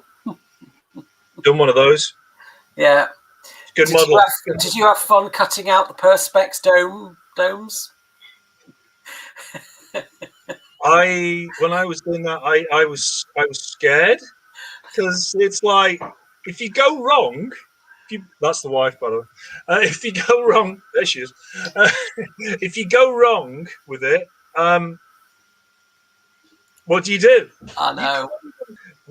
Did you do what I did? I used this. I'm not endorsed by this product. Pro Decor Advanced masking tape in the UK. I used that stuff, and I wrapped the entire thing in that, and then I got like because the vac. What was your vac form like? Was it really quite good? It was like a great big box, and the dome sits inside the box shape. So you've got to cut away all the box first to be able to get at the rim with the Stanley knife to cut around it. So that was a task in itself. I did my own. I did my engineering madness, which was I cut all that out, and then I got myself what was it called? I just need to plug this back in. I got myself a little height gauge, and then just put a height gauge on, and then went round with the height gauge to make sure I was that correct line. Because there's no worse than it's going to be. It's high here, it's low there, so you have to go it on a sanding tape and try and get it sanded so it's flat. Oh. I think I did a reasonably good job of it. I just ended up with one slight little accident. One slight little accident on the lower dome. If I can find it again. It was about a centimetre length, but it just snapped off as I was. There it is. There we go. So I can get that again. Yeah, I like it. Can you just see that there? Yeah, it's minor. It's minor. Yeah, it is. It is. Yeah, it is quite just minor there. There you can see it when you dip it down. But the rest of it, it's not too bad. No, I mean, I found I already cut it, especially the top one. I cut the top one, and then I placed the thing on, and it was still too high. So then I had to do a measurement and go, hang on a second. So what's the measurement from there to there? Oh, it's that. Right. Let's take another little bit off. And it was only like 4 mil or something like that. But it just needed to sit correctly. But it's tricky, especially when vac forms. I hate vac forms. I've done loads of vac forms. And the best vac forms in the world are when you've got, like, say, for instance, a complete cockpit, or say for instance a complete vehicle front end that's all clear, and then you just mask your windows, just nicely cut it out, done, and then you can just sort it out. But sometimes okay, so somebody just said hi to me and they call him Bash Kid. So I think his name's Eric. I'm trying to figure out who he is, so tell me who you are so I can say hi to you. Yeah. I've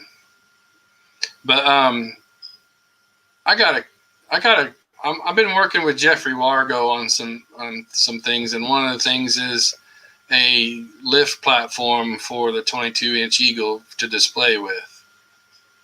So I started that, never got it finished. I know. That's what I was going to say.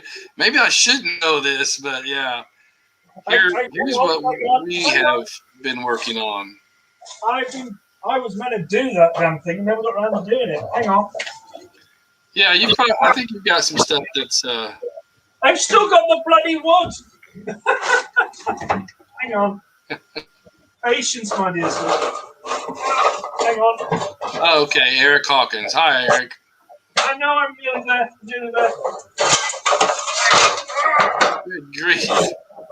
Don't hurt yourself back there. No. Something closed.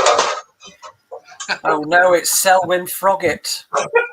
Comedy series here in the late 70s. This guy, his catchphrase was, everyone said, oh no, it's Selwyn Froggatt. He used to open a cupboard and everything used to fall out of it with a clatter and a crash. Don't panic, Mr. Mannering, don't panic. Don't panic. We're doing it. Right. Success. Uh-huh. Uh-huh. I had one cut. I've got 4 cuts. I never got round to doing it. I just had so much work on, I never got round to sorting them. It's not quite Blue Peter standard with here's one I prepared earlier. I know. It's covered in dust. Look at the state of this. I told you it's been a while. I know. And then I started doing the 22-inch landing platforms for every eagle. Right. Yes, that rings a bell. I did all these blooming design drawings of this blooming thing as well. Yeah, where the hell did I put all that lot? Oh, it's on top of an eagle. What a surprise. It's on top of the eagle. Yeah, it's on top of the big eagle over there. So, yeah. Can you do that? Can you zoom in on that, Todd? Hold on, let me put you up front. You see that? Badoo. Yeah. See? I know, you and I talked about it a while back. See, look, all the design drawings for the damn thing. Where are we? Yeah, I was just like working it all out, how it was going to be. Mm-hmm. I mean, turn that light off because you can't see. That's it. So, yeah, I was working out there. That light's really bad. There we go. There we go. Well, yeah, there we go. So I was working out this diorama, this kind of thing with a platform on the front at an angle that you could press a button and it would all light it all up and, stuff. It do stuff. Yeah. But yeah, it's how it starts. A bit of MDF. Yeah, this is all this. What was I gonna say? Remove. Add. This one right here is just it's CAD. It's in a CAD drawing right now. So Was it how you've done that there? Because you've got one tube, yeah. Yeah, that was the original. Yeah, I designed it with 2 tubes. There, yes, that's it. Well, it'll be like that eventually, but yeah. Yeah, I designed it with 2 tubes and minimal. I didn't go with that surround. I just went with a flat base because I just thought about it. I'm thinking with people's space. They're good shots, dude. Yeah, so you got all this stuff up here, and there's a lot of detail on the bottom of this. I mean, they when those guys built these things for the show, they really put some details in them. I'm wondering who made that because I presume that would have been Bauer. Bauer, yeah. That's just because it does look very Bauer-esque. It does, doesn't it? It does. I bet you them 2 tubes are just a piece of plastic pipe I got from being a kid. Right. More than likely. So anyway, yeah, I've been working with Jeffrey on that, and I'm working with a lot of people. I know you are doing other things. So yeah, I'm busy.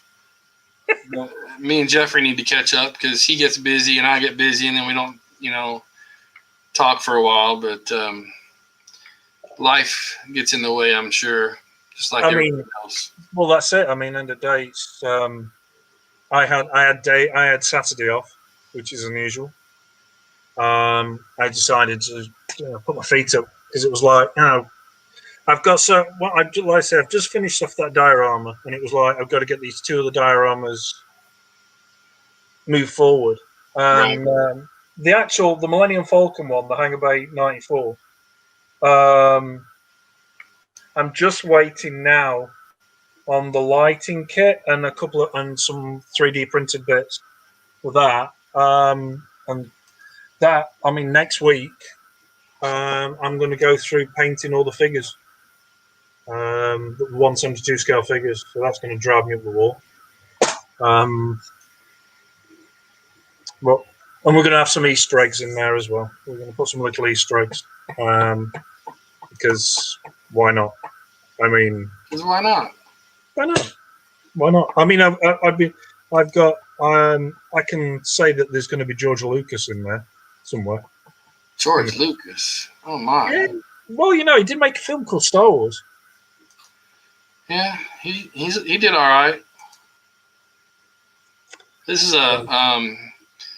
another project I want to do. JD Bryson, JD Ryan, whatever you want to call him today, over there in New Zealand. New Zealand, yes. He did the nukes from Collision Course for me. Oh, right. They turned out really nice. So now I've got 3 in the 172 scale. I've got 1 in the 148 scale. Now I want to do a 124 scale. Are they made of resin, or does he actually make the grabber to go onto the Eagle? Yeah, I've got the grabber and everything. Nice. I mean, he did it all. So I've been, let's see, I'm trying to find, this is not all correct, but I have been, what do you call it, kit spotting. Mm-hmm. Oh, right. Okay. So a lot of the B-29 kit. Oh, yeah. Stuff. So traveling cage. Once I get all these parts, well, I've got all the parts now. I've got it all figured out.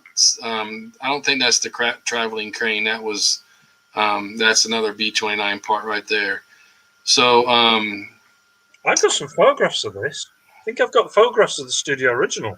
Yeah, that's what I've been using. JD was huge help. A couple guys in the UK helped me, and I'm trying to think. I helped figure something out on this, and I can't remember what it was. It was what was it? Oh,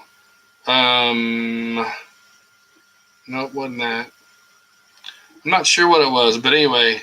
So I've been kit spotting for a while, and I've got it all done. I just don't have it. Right. I'm trying to think of what that part.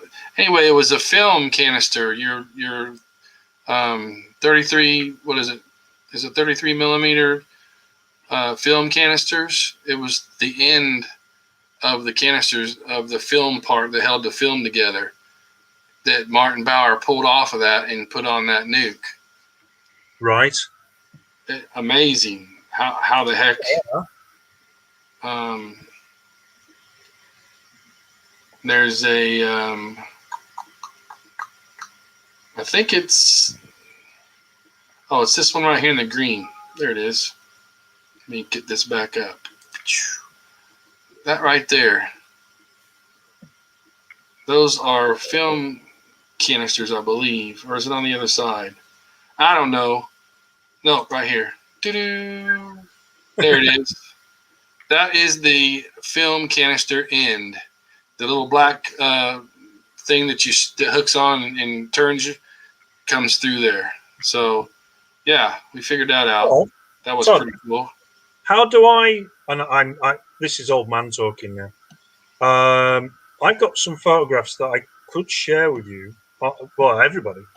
That I took down at a convention we did with the Eagle guys. And I've got photographs of the original. I think it's the original.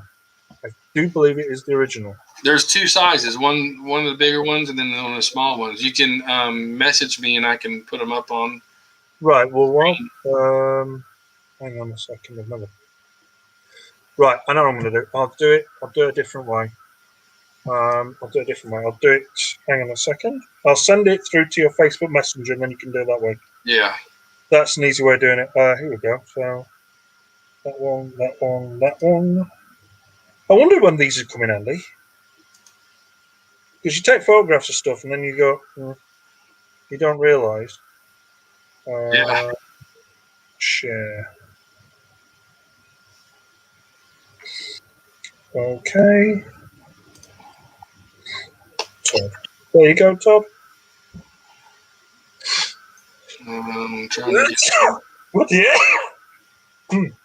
a chewy. Oh, yeah. What's that? It's all that dust. There you are. As soon as it loads up. Is that the original? I don't know. I'm going to tell you. Mm. If I know. Yes, that is the original. There you I go. believe that is the bigger scaled one. So that's for the 44s? I think, yeah, it looks like it. And they've still got the original grabber. Hmm. It looks pretty well, pretty nice scale. So yeah, that's the So bigger one. are you saying those the film canisters are the ones that are on the edges? No, well, not that one. Oh, I went the wrong way. Yep. It's on the see if I've got it. Oh. It's on the bottom, I believe. There's 3 of them. Or 2, yeah, 3 per kit. So And near the arm, what's that? Go back to that back one image. Go back. No, wrong way. Yeah, that's it. That's it. Right. You see where the arm comes down, closest to the screen. this part up here. No, then go down the arm, then down. Go down. Right. Yeah. You see that's got like a concertina thing just to the Little left, 90. black. No, it's just off the arm. It's underneath the actual mine. Are the feet? Yes, Down the arm, because it's like an arm it's like a leg that goes up to like a bizarre black. Oh Yeah, yeah. yeah. Is that a kit bit or is that actually scratch or what is that? That's probably a kit bit. I haven't gotten that far on the parts yet. Everything around here, this is all B29 parts.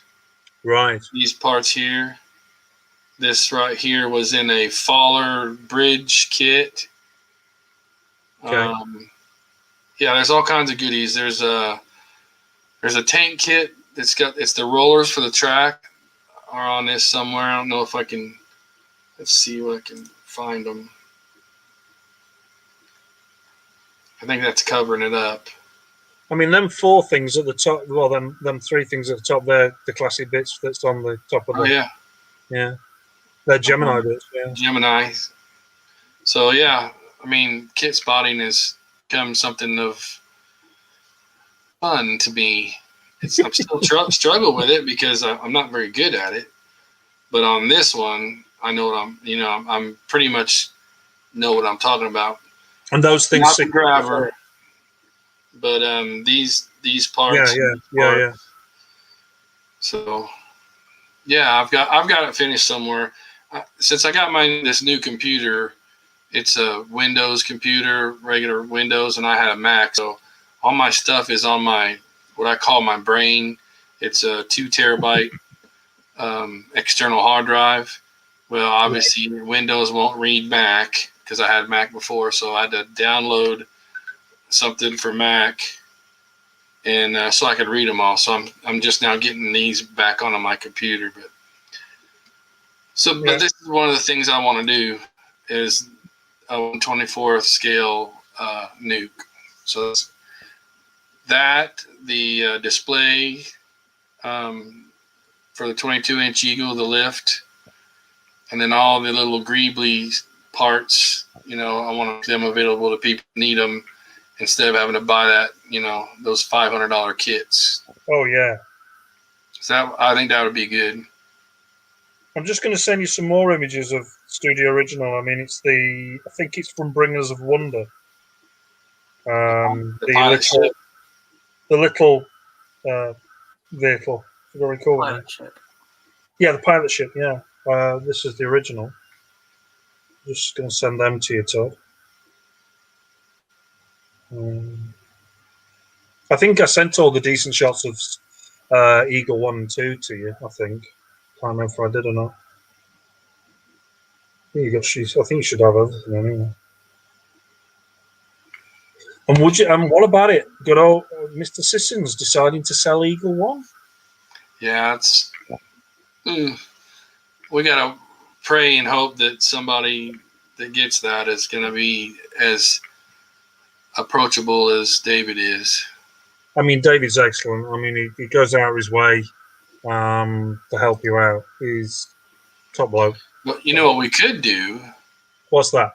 We could do a GoFundMe account so I can get it off of him and display it for everybody.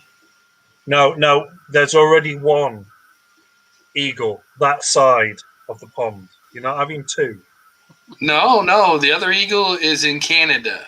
That's other side of the pond. No, it's not. It is. It's the wrong side of the pond. Is. Yes, it is. You're not having it. No. A little further north, please. Oh yeah, this is the pilot ship. Yeah, that's a classic one. Another kit that this is the original, obviously, but there is a kit that Small Artworks put out.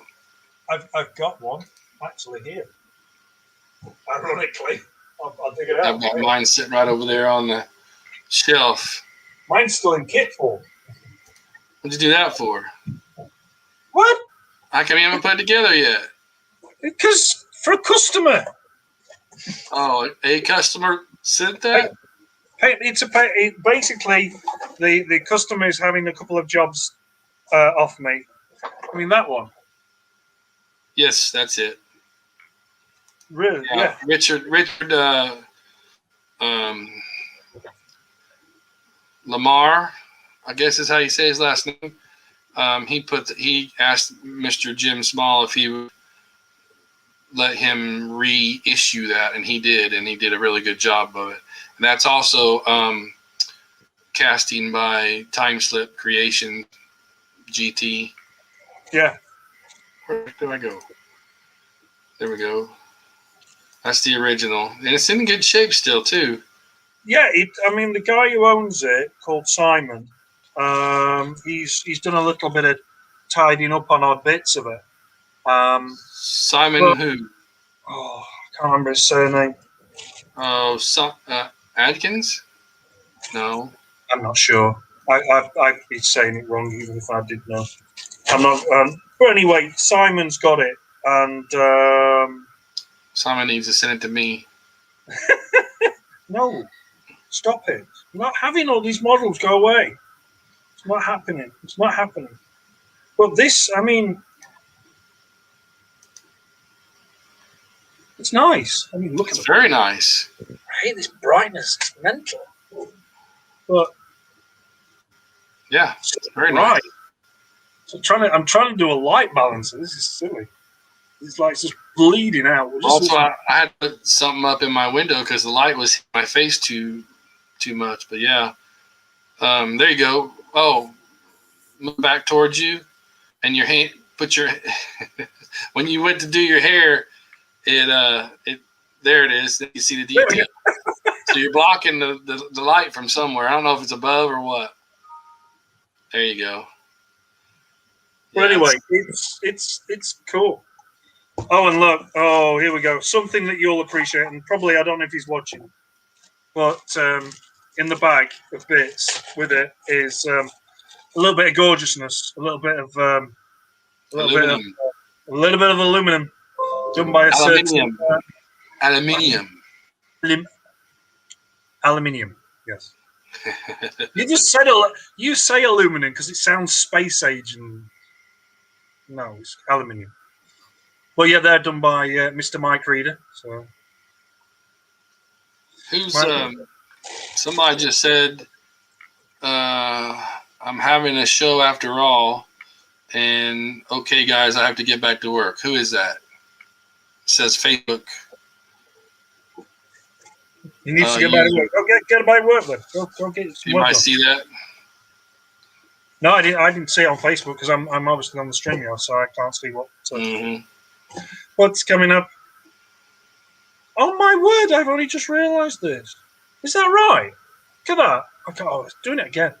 Can you see that bit underneath? I know what you're talking about. Yeah. That's an NPC eagle. Yeah. Yeah. I didn't know that. I'm looking at one of the original eagle kits from the 70s. When the eagle kit was brought out, the original eagle kit, when was that brought out then?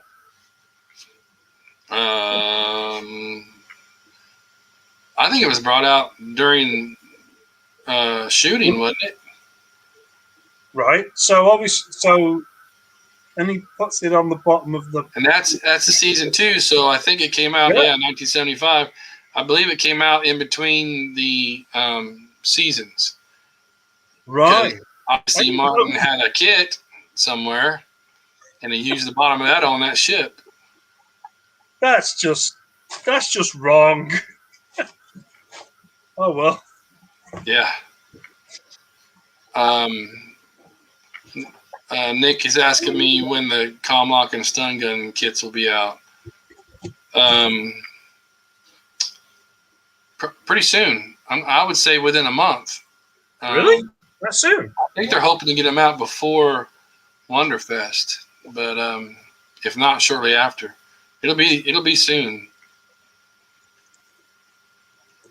Was that I saw some artwork. I'm presuming that was the retro artwork from it. All very old, classic styling artwork. Am I right, Todd, or not? There was some artwork that got accidentally released, and Jamie asked me to go through and delete it because it has not been approved by the owners, by ITC. I did it pretty quick, but it's going to look pretty cool. And is there any more big announcements from round 2 on future products after that one, or are we keeping it under wraps as such? Keeping it under the wraps, I'm sure. I am pretty sure we're going to be happy at Wonderfest. I hope. Are there some announcements to be made at Wonderfest, Todd? I'm hoping. I'm not going to stick my neck out there and say. I know nothing. I'm Schultz. I know nothing. But yeah, I know he's working on stuff that I think everybody will like. And it's to be expected. So Jamie has always got his. That's all Jamie worked on is sci-fi. So Star Trek and Space 1999 are his biggest things he's working on right now. So yeah, he's a busy man. I got to peek into what he calls his cubby while I was going through the tour and I saw some things that people are gonna like if they get past him. So he's got his best interest in us. Really, he does, and he's loving this Space 1999 stuff. Star Trek pretty much sells itself, but 999 is such a small niche. I'm amazed. It does amaze me how well those products are sold. I mean, you look at it. I know you were saying that Eagle 1, Eagle 2 have really sold well. The Cargo Eagle has been disconnected. Has been, because it's not selling. It's another Eagle with a different kind of pod. But yeah, I mean, it's amazing how many of these units are sold. It really is. Yeah. Mm-hmm. And they're still the original Eagle kit still sells well, from what I'm told. So, like I said, as long as things sell well, they'll keep doing them. And I have to say that since, I've lost count how many Eagle ones I've built. but now started to build Eagle 2s, I've noticed that the quality of manufacture, so that they fit together. They fit together so easy, Eagle 2s. You put a few together, haven't you? A few. A couple. Yeah. Yeah. You really got to hand it to Daniel Prudhomme and Chris Trice for everything that they've done over the past, 25 years, 40, Right. Yeah. 35, 40 years, because they have documented the Eagles so well, and they've, passed that information on to, Jim Small, which has been helping Round 2 get all this thing straight. I mean, they've everybody says the spine and the cages are the hardest put together, but after you figure it out, it's pretty simple. And then they even made it even easier on the 14-inch Eagles. So it counts, Chris Trice, he needs to get a lot of the a lot more congratulations or he's been on it. He's got a lab eagle now and a spine booster that I sent him. So you'll never get it built though. I know. That's the only thing about Chris. He's been building his 44 for how many years? Oh, dude, I was this big. Yeah, I was just a wee lad. I was a wee lad in a glint of my mum's eye. Yeah, so I'm looking forward to. He says he's going to build it. So, hold him to it. Hold him to it. I would be interested to see how he does, and if he changes anything, or obviously he'll change some of it. That's Chris Trice ringing and saying, "Right, I'm on it. Don't worry." Mm-hmm. Yeah. Anyway, while we're on talk about stuff, have you got to hand the Altaris kit that you was talking about? Do what? Say that again. Have you got to hand the other one of this that I was talking about? Oh, looks like Gordon joined us. Okay, all right, okay, bye. Oh. Have you got the other? Say that again. Have you got the other one of this to hand? Because you was meant to be sending me one through the post. Yeah, I don't. Like I said, I don't remember. I don't know who made that kit that I have, but I'm gonna send it to you so you can put it together and see what it's like. It looks a little more rough than that's the Larson kit. Yeah.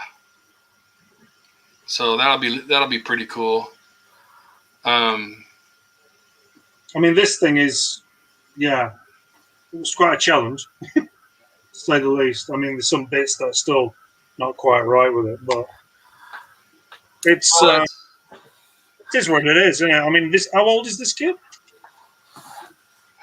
It's that one. I think he's been around about 5 years, maybe. Yeah, maybe longer, because I think it's longer. It's got to be longer. Ron put one together. I can't remember when he put that. Ron Amacher. Yeah. Okay. Hey, Mark's got one. Yeah, I've got one of the kits. I got it last year. I started building it. All I've got is I put the little tiny bells onto the front module part. That's all. I don't even know where the rest of it's gone. My sister did a big clear up of all my stuff a couple of weeks ago, and now I can't find anything. And what she's done with the rest of it, I don't know. But that is just sitting on a shelf, just waiting to be finished off with the rest of the kit. So God knows where it is. all I can say is when you start working on it, you've just got to work out left, right, out space inside, drives you up the wall. And I spent 2 days building this thing, and I was like, get Mike Reeder to I thought it was just going to be so easy just to throw together. You should get Mike Reeder to do the aluminium. The aluminium. Yes. My reader is. Thank you for saying aluminium. Very good. I had a word with Mike's doing all the engine bells for the 3-foot Eagle that I'm building. So and then he's got a sensor dish for an Enterprise. But if you did the Alteris, you'd have a one of a kind. It's not mine. It's going to me. That one. Oh, you're not keeping it for yourself. It's going to him. Todd, well, don't make it special for Todd. This Make it guy. special for you. It's going to him. Because as soon as I saw it, I built it. There we go, yeah. As soon as I saw it, it went, oh. Yeah, it's the Altaris I've got. Yeah, that's it. There it is. That's the one that got built by Graham. Sorry, that's what I've got, yes. Hey, Yeah. Mark, did you put aluminum on yours? Aluminium, Aluminium, my bad. I need my second cup of coffee. No, no, I haven't even built it yet. All I've done is the front nose cone. I just attached the small little bells, but I mean they're only 4 millimeters long. Yeah, they're absolutely tiny. I've not painted anything of it yet, and as I said, the rest of the kit's disappeared in the house somewhere. In a bag. So it's a project I will get round to eventually. It's also building my courage doing these things because me and paint job on spacecraft, I'm not that good at it. So I learned a lot doing the Psychon mystery ship, which I shared with you guys several weeks ago. Yep. So that was good. I've still got the Sidon ship to finish off. I've been building that for over a year. I started it and then I stopped. So I've still got to finish off. I'm learning all the time. I'd be looking forward to seeing your dioramas of the Dorcons for that, or not the Dorcons, Voyager's Return from that. That'd be nice. Who? Voyager's Return? Who's doing that? What ship did you just say? It was Dorcon or Sidon? The Sidon ship from Voyager's Return. Yeah. You were breaking up, so it's like something on. Yeah, it's in a box, partly painted. Gotcha.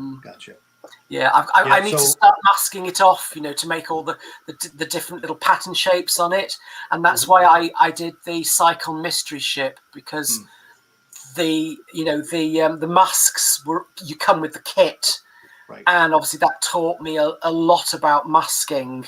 So now I've got a little bit more confidence, having done that, to now tackle the Sidon ships, making the masking myself for that. You're going to start incorporating the X-Acto knife look along with the masking? I don't know, actually.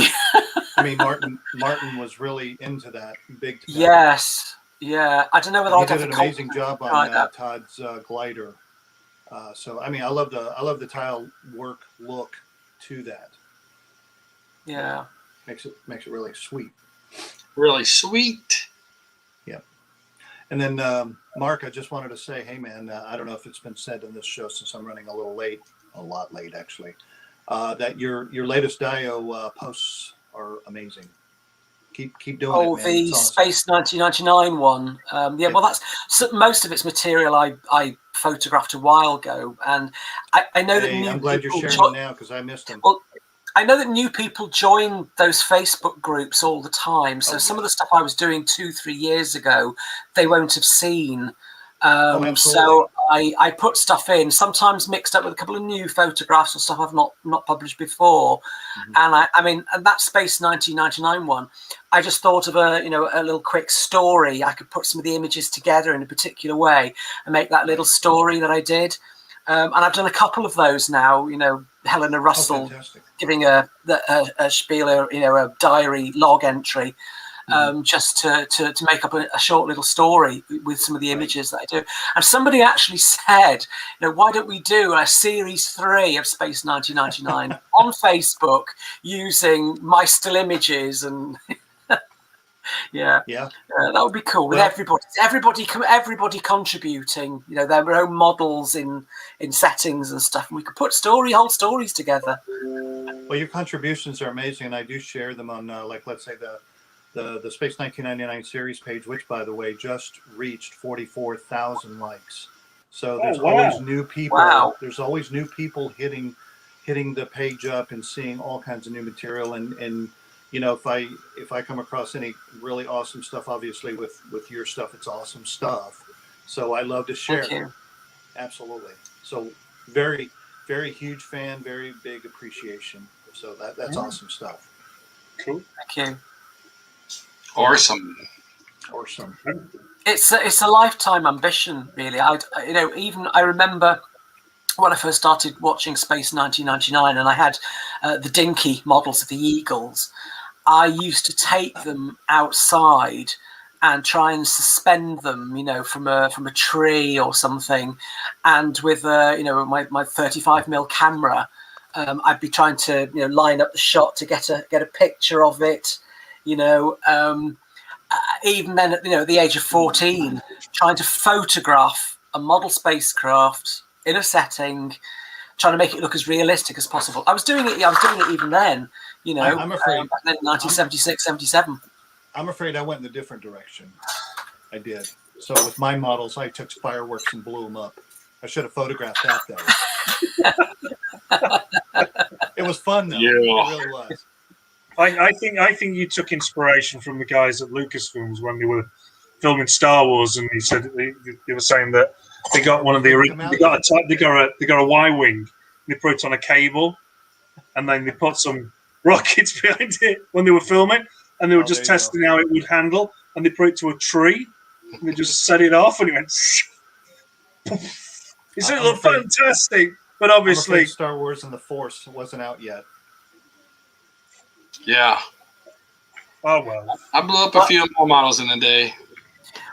Well, I was with a few big explosions in the last couple of days on this BBC drama series that I've been working on. Todd, I did send it to your messenger, the video, didn't I? Can you play that?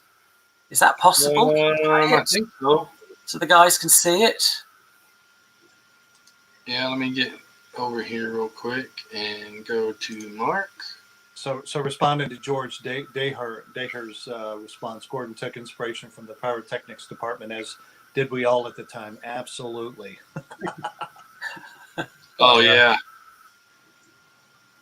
Let me see if this will work. So I want to apologize for being as as late as I have been. I didn't realize. I thought, Todd, you were going to not do a show since Bob had canceled, and I don't remember seeing an advertisement. I must have missed it or something. I didn't advertise. I just figured it's Sunday at 2, and I'll throw something together, and it worked out pretty good. Okay. Cool. Well, I just finished watching Formula One, and Lewis Hamilton didn't win, so I had to watch it. So. Nice. Well, listen, I can't stay on too long, even though it's as late as it is. I just wanted to chime in and say, hey, guys, hopefully you guys are doing good. Really do appreciate your support. It's a wonderful chatting with you guys, but I apologize for being late. So anyway, I got to go take care of some Koenig issues. So, it is what it is, right? Anyway, I appreciate it. Todd, give me a holler a little bit later if you don't mind. Okay. All right, guys. Have a great one. Bye. Bye. See you later. So you're talking about the video of the what you were filming? The explosion. It was filmed at 5:15 a.m. Let's see what we can do here. Yeah, it's meant to be Egypt, 1941-42, and it's a drama series about the SAS. And it'll be on BBC probably in spring next year. And there you go.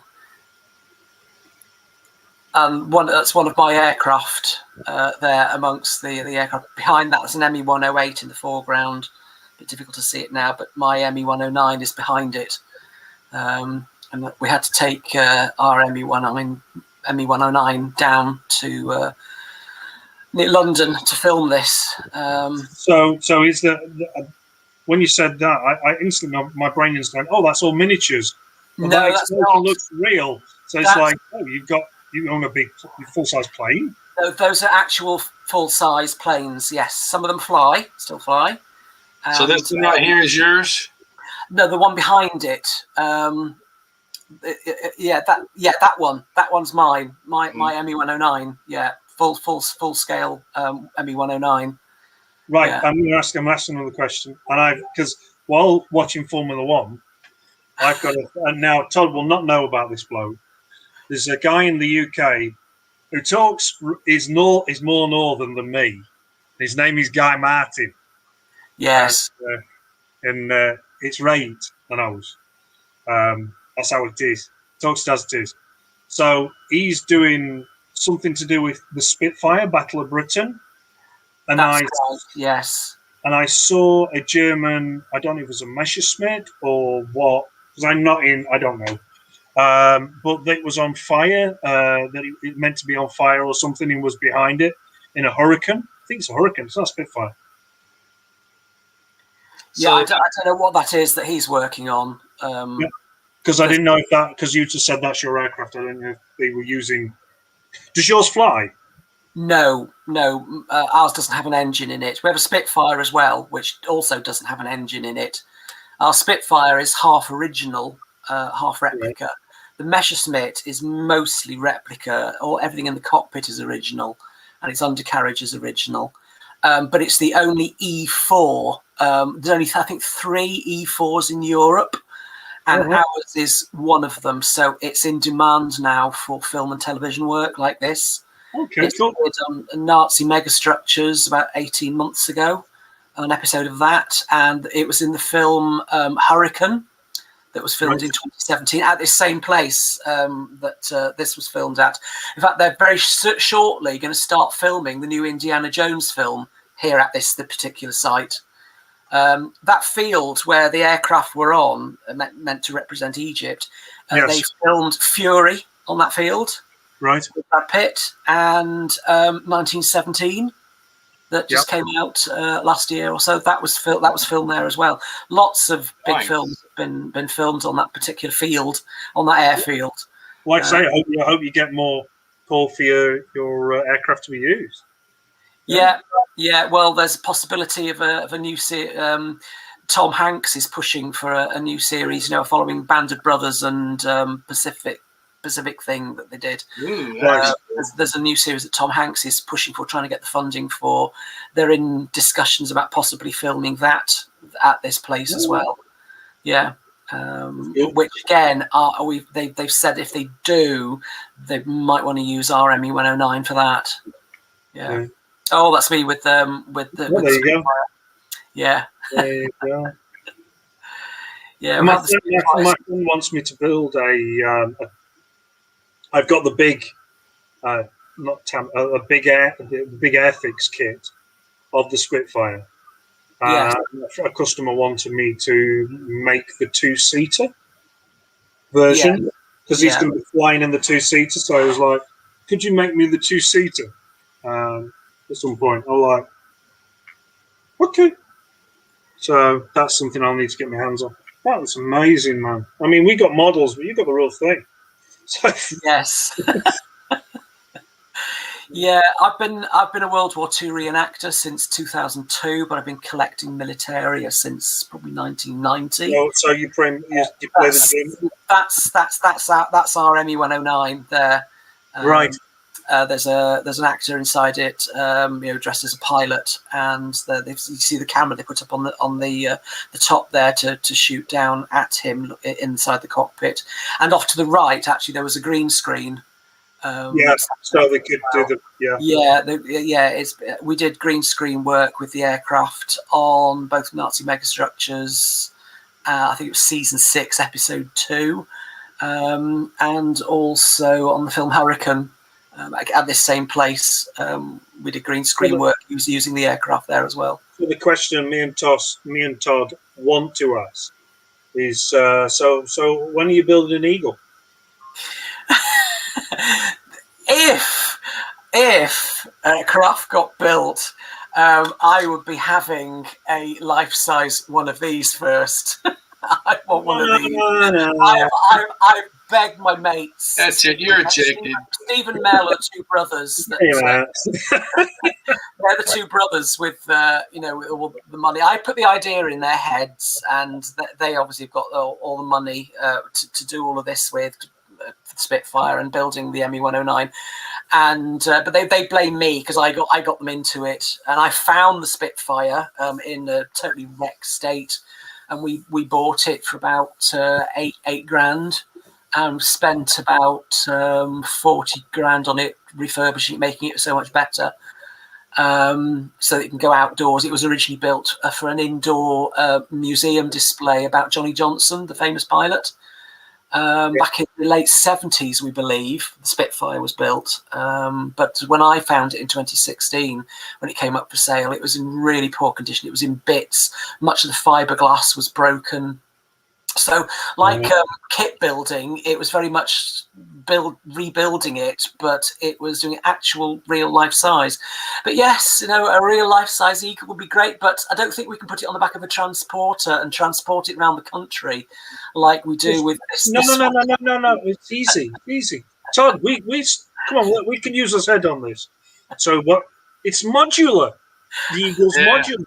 So what do? You have the spine with the walkways, and then you have a pod, and that's on one low loader. Then the other low loader has the 4 leg pods, and the engine section, and the beak upright. It easily fit. Easy. Well, I think it might require a lottery win to be able to afford that, and be able to afford to transport it. Well, we can wonder about stuff like that. I mean, it'd be nice to win the lottery and then just go, oh, what should we have? Yeah. What should we do? Yeah. I know Todd will be off to Florida and enjoying himself. Yeah.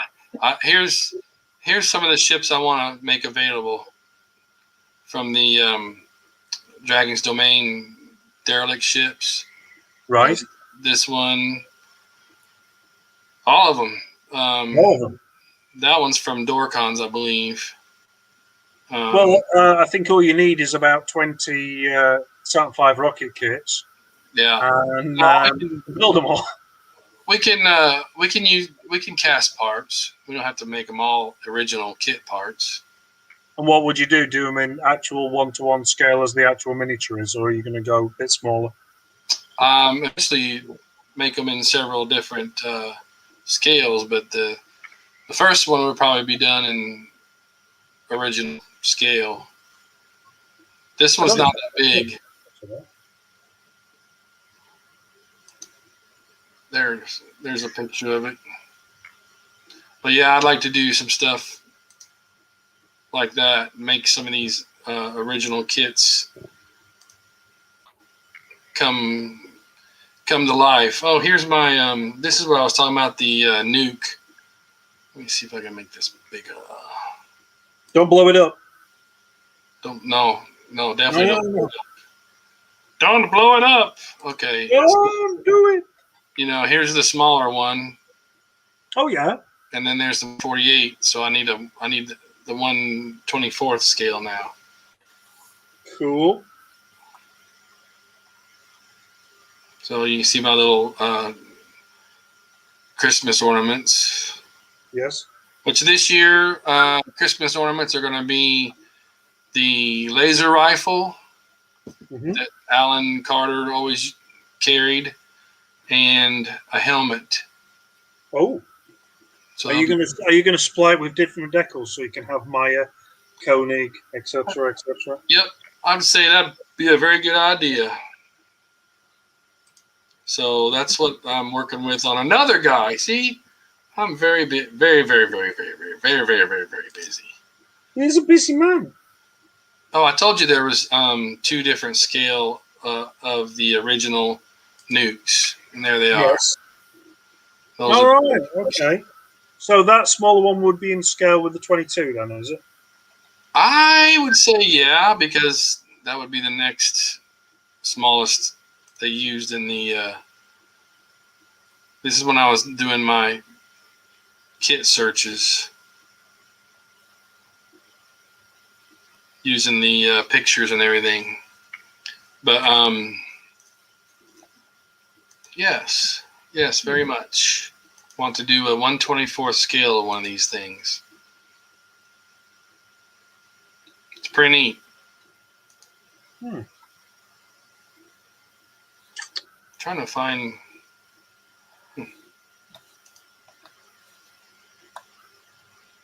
But yeah, so probably time to. Looks like people are starting to get tired and. Well, I'm gonna leave them with a little teaser. Can I? Oh yeah.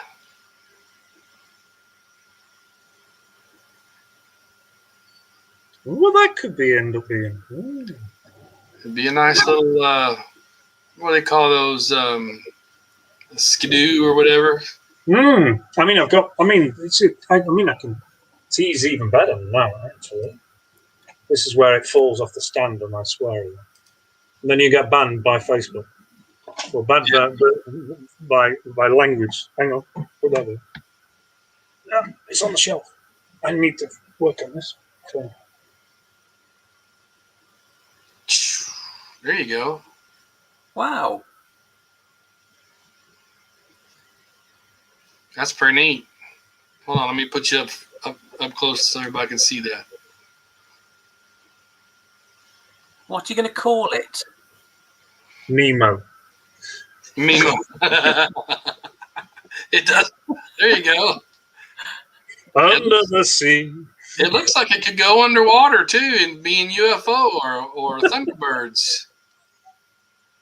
But the thing is, it's going to have a cage, and this has not worked how I want it to work. But it's going to go. And hang on. 1 second. So where it snaps and I swear at it again. It's going to go somewhere like there-ish. Interesting. Right. And what would be its function if it was real? You would see it around the. You would see it around building of the Ultra Pro. Right. Okay. So like what they call those little Worker bees. Worker bees, yeah. So it's a one man. An eagle bee. An eagle bee. So that's something I've been working on unofficially. Question. How does the pilot access it? Okay. Can you see? Hang on, I'll show you on this one. It's just easier because obviously I'm building two. Let's move it up there. Right. Right, camera. There we go. Right, can you see that? Yes. Hatch. Yep, right there. Yes. Oh, that's the hatch Right. Okay. with a little hinge, and that would flap. Yeah. It's got it doesn't have an atmosphere in it, so it's a little bit like the Hawk. So you'd have no atmosphere. So it's little something. So, sorry, I was asking the question because after doing the kits for Cash UFO, and I posted it on YouTube on Facebook today, I posted the question again with a little Tarv alien next to it. How do I get into it? Because that was never really dealt with properly on the series. Magic. Yeah. You beam in, and you beam out again. Yeah. So that's it. It's as simple as that. It's as simple as that. Well, yeah, that's a little thing I'm working on. I've still got the Big Eagle. I'm still working on that. Firefly. Oh, there's more? More. There's always more.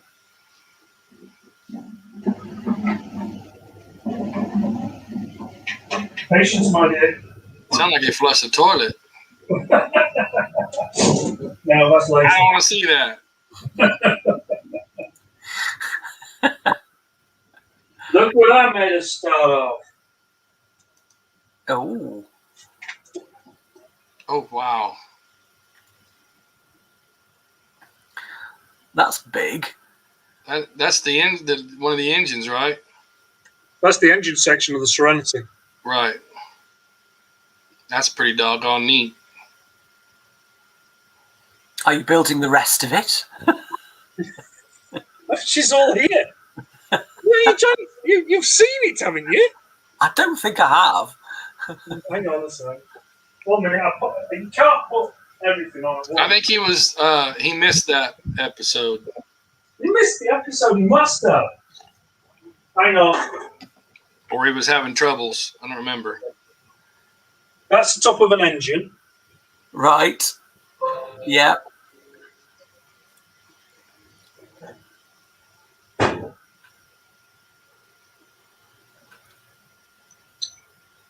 That's a piston from it, for under the wing.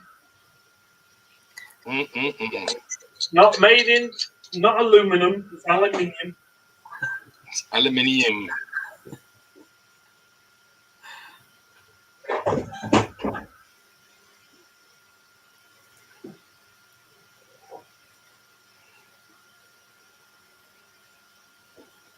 There it is. Wow. That's really impressive. Oh yes. Oh, services. Oh yes. So yeah. What material is it mostly made out of? That is PLA and tons of car body filler. Right. And guard and brass. So it's like I say, the initial thing is it's been 3D printed, but there's so much work I put into this. It's stupid. To make it look. Is that a customer build? That's what I thought. I don't get to have much. Right. But when you get something, it's big. Oh yeah. My wife said, "Where's that going?" I say, "It's the bedroom." Right above the bed. I've been through the same problem. We had this right at the start of this episode. But Todd asked me, "Where do I store all my dioramas?" I said, "In this small house, it's a problem." So I take it, Richard, you have the same problem. Is where are you going to store every time you make something new? Well, where are you going to store it? His shop is in the kitchen. Look, he's like in the cupboard. Yeah. There's the kitchen. There's the washing machine. All right. Okay. I used the story. Well, the story is very simple. I used to work down in my shed, and I used to work down there, and I was building a full size new series Dalek from the Tennant Eccleston era. How long ago? 2000. Oh, it's a long time ago. Anyway, we had a load of robberies down the street. They broke into everybody's shed, outhouse, whatever. And they decided to break into mine twice. So first time they took all the model kits that was on the shelves, and then the second time round, they wanted to go for the Dalek, but I brought the Dalek in here, and then they took the rest of the stuff. So my wife just said, "Can't have this. This is." And the thing that annoyed me the most was I had fingerprints, I had a footprint of the person who'd done it, and the police just went, claim off the insurance. That was it. That's why you need guns. I don't know how to get that thing started. Everybody will be all over. No. But the thing is, I was so annoyed. It really wound me up. And I just said to her, I says, I'm not a politician. I'm nobody famous. I'm not royalty. I'm a nobody. And the police just went, well, we can't find anybody. And just claim the insurance. And I was like, but what if I didn't have insurance? I lost. I mean, there was a lots of kits that were in there that were like, you can't get any more. There was loads of original AMT kits and Mobius kits and stuff like that, and you just can't get them. I claim by it. I made the money by it, but that doesn't. I had model kits because I used to do lots of car models, and they're all just smashed up because the Right. people who broke in just. So anyway, ever since then, I have been working in the kitchen and expanding in the kitchen, which my wife doesn't like. But it's not my fault.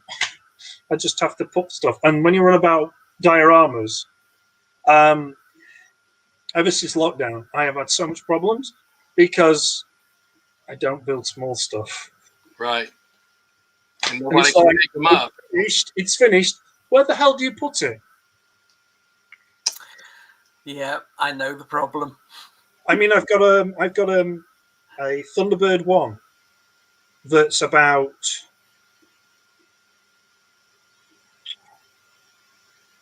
Serenity when finished, when built up, she's 5'4" Ouch. I've got a Thunderbird 1 upstairs that's 4 foot long that I've sold to a customer in Scotland over a year ago. But you Still haven't been able to, but you can't take, you can't come and get it. Yeah. Can't get it. Yeah. And it's just taken. And the scary thing about it is when I build some things for some people, I want them in the most safest place possible. Because if anything happens, I've got to sort it out and repair it in whatever way. Right. And that's taking me away from what I'm meant to be doing now. But yeah, it's like I've had odd customer come down and we're doing all the COVID regulations and everything. Just so here, take your bloody model. Yeah. But don't forget to place an order. Oh, place another order. Place another order. And which they've been doing, but no, it's been mad. I mean, what's average size do you do for dioramas, Mark? 1:76 scale, HO scale is what I tend to do. So most of my diorama boards, I use an A1 size board and put whatever onto that. So I've got several A1 size boards with dioramas on them around the house. What do you mainly do? What's your themes? Well, I tend to build woodland fields and woodlands, which I photograph mostly UFOs in, but I've also put obviously all my eagles and other stuff into. And I have several moonscape dioramas. So Right. I build, I can put my 1:76 or 1:87 scale, whatever, moon base alpha buildings onto. Right. Yeah. So basically, it was just a case of I've got to look at the space I'm playing with, and I know I can only go a certain height and a certain size, and this, that, and other. Yeah, although when I first built the first ones, I didn't really think about it that much. I think the first woodland diorama that I built, I just assumed I was going to store it on top of a wardrobe. So I didn't give it much thought, but later on, I realised that I only had so many wardrobes in the house to put these things onto. So as things have ended up now underneath, in the storage space underneath divan beds with the sliding doors, so I can slide the doors open and just insert the diorama underneath the bed, inside the bed cavity, with the mattress on top of it. That's how I deal with it. Or if they're flatter ones, they're all stacked in my airing cupboard on top of each other. Right. Yeah. I've still got 5 eagles. They're all customers. Not one's mine. 2 is Todd. Taking up space. Todd. We've made one box to transport the Eagle 2 that's going to go with the massive diorama to Hong Kong. Well, like I say, I've got to make 2 more boxes, one for his Kestrel and one for his Eagle 2. And now he wants me to do a different pod, so I've got to get that done. Because he wants it like the Eagle 2 pod that's currently on Eagle 2 now. So. Yeah. So. Okay. Oh, by the way, Todd, if you ever do, I do recommend. I don't know where I'm from. Sorry, hang on. Oh, I know where I'm from.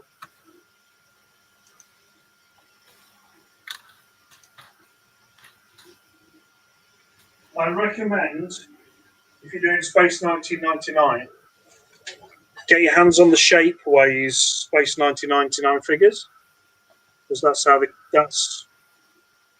Are those the 308 bit? Yes, Yeah. Antonio's pretty darn good. they are. I mean, Yes. Yeah. they're brilliant. I'll be sending you some of those too. They are really, really good. And then he did these, which is on the diorama. So Which ones? Yeah. Space, 2001 stuff. But no, and I would recommend those figures, 100%. 100%. Can you show Richard that picture I just sent you on Messenger? Yeah. Come on, show me. Show me, Ted. I haven't got it yet. Has it not come through yet? No. When I'm doing this show, sometimes it takes a minute to get things through. While I'm waiting on that to come in, this is what I want eventually from Mr. Ashton, since he likes to build big. And I've got the beginning of it. All he has to go through and do 148 scale. Or no, this is the 124 scale. That I have this all already. But you need to build all the way back here.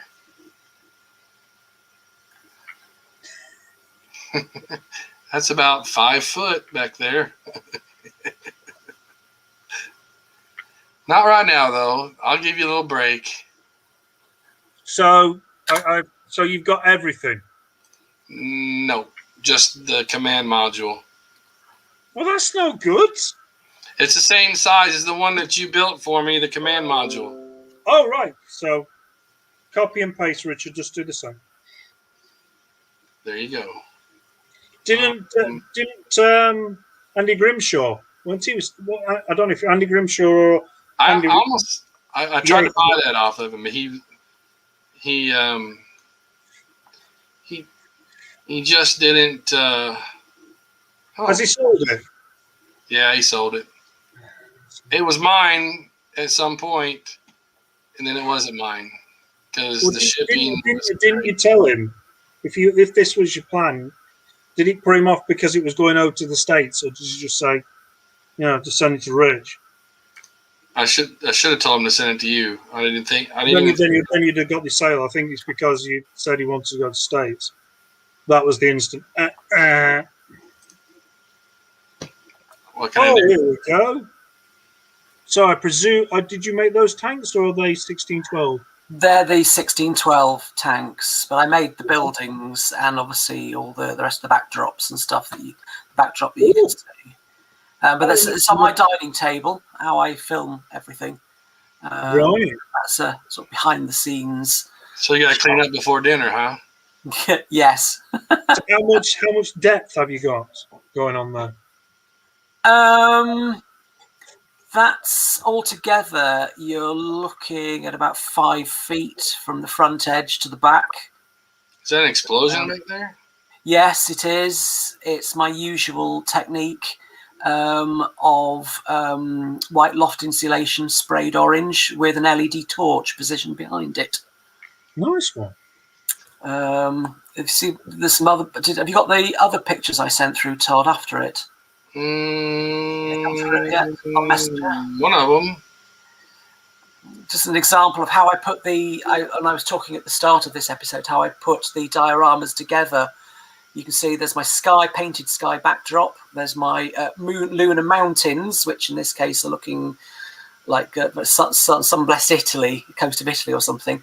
My ocean diorama, I've since painted the water a much better colour since filming that. Since doing this particular stuff. And you can see one of the smaller dioramas I've got with the larger trees and stuff, which I built for my alien figures. Right. Konami UFO sitting on the water there, and another one sitting on the table. But that's how I put the stuff together. Sometimes, At the end of the day, when you look at it like that, you go, "Oh, that looks a bit," but it doesn't matter because that's not what the camera sees. That's right. You build it for the camera. I mean, I remember watching some documentaries with Brian, oh dear, it wasn't Brian Johnson. It was Derek Meddings, and Derek Meddings was setting up the shot.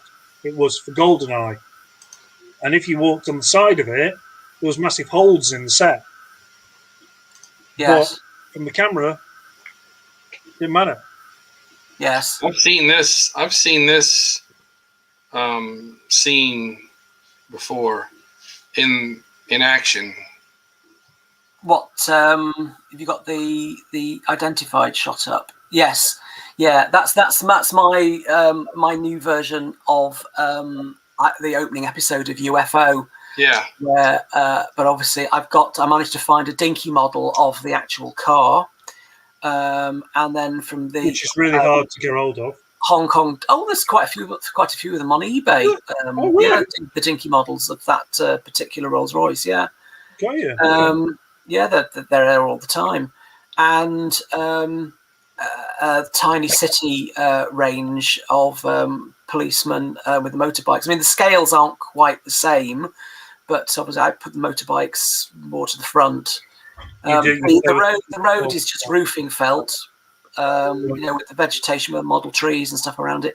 And again, the same explosion effect with the loft insulation sprayed orange with an LED torch behind it.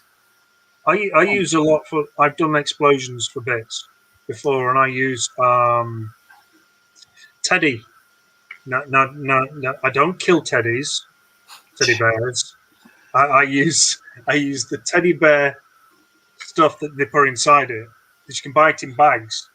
It says no. It actually says it on it. No teddy bears were hurt making this product. These they can put all them together, and I use that for explosion. This is that big diorama. This is the big girl. Just photographed on my Google Pixel phone. Just set it up and just photographed away. Yes. It's massive. It's stupid. It's massive. I thought mine was big. Oh dear. Them really steps, nice. Yeah. those steps took me ages to make. They were because while I used to work I used to be a welder fabricator before I did this as a full-time job. And them steps, we used to manufacture stuff like that to go onto sides of buildings and stuff. So I just copied it. Went, I'll build something like that. But don't the 2001 figures work with this? It's weird how they look. Because obviously Brian Johnson looked at the 2001 figures and just went, yeah, that I can utilize the same. Very similar.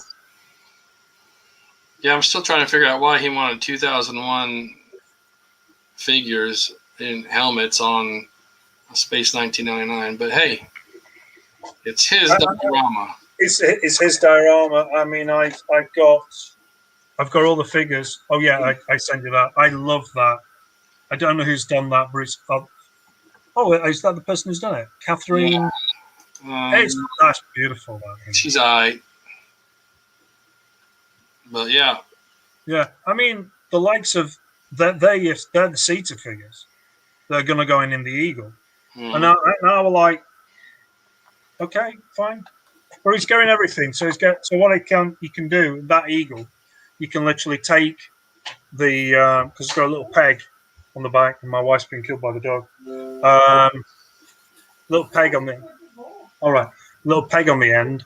And they can just interlock, so you can put the 2001 figures in, you can put the Space 99 figures, and they're all on little. I don't even see that, but there you go. Yeah, it's all on little metal rods. So you just into swap. So, wow, yeah, I like that. I like that. That really looks like. Yeah, that's my alpha part of my alpha building set. With an explosion, and I'll be doing more of that once I get my hands on the 1612 hawks. That's You said about the stairs, those stairs. Well, the stairs in that, it was the best I could get at the time, and it's one of those, those etched, what do you call it, little kits. Every little individual step you have to build. That was so fiddly that to build that thing, I wanted to throw it on the floor and stamp on it. Oh, I've been there, but I can't do that. Yeah, it just kept falling. I mean, when you look at it close up, it's really rickety and really crap. Yeah, but it works perfectly for the shot. From the shot, from the distance. I'm gonna. That roof. That's tree bark, isn't it? It is. It's birch bark. Yes. Have you got the other one, Todd? The one I sent after that one. I wonder. I saw the panel. It looks right. It looks good. There you go. Right. Yeah. The skydiver pen from the episode Psycho Bombs. Hang on. If we're doing dioramas, I've got. If I can find it. I did a pen where I did Stingray. I put Stingray into this one. Yeah. I'll show you what was my plan with Stingray.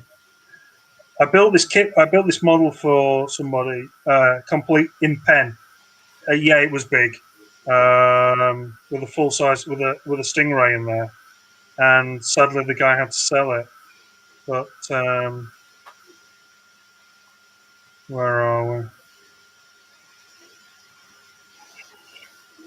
As per usual, Todd. I didn't do it small.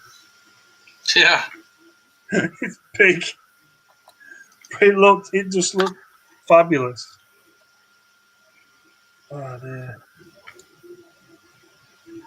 You forget how many eagles you built because it's just like filled with blooming eagles.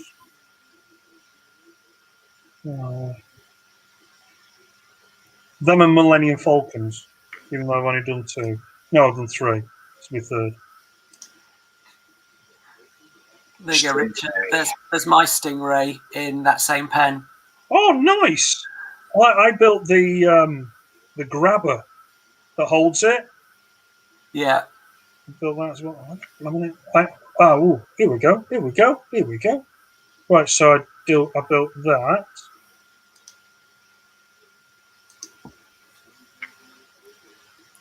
So I'll send them to you, Todd. This was one of so I did this. Yeah. I did three Stingray dioramas actually. So I've done that. Send them to you, Todd. There's that one. And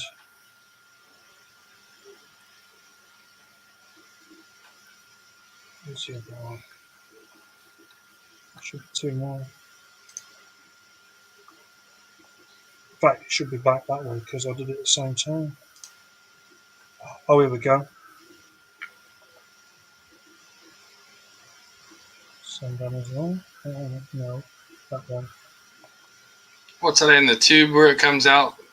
Yeah, that's the launch tube. That Stingray is the Airfix Stingray, which is identical to the one that was used in the launch.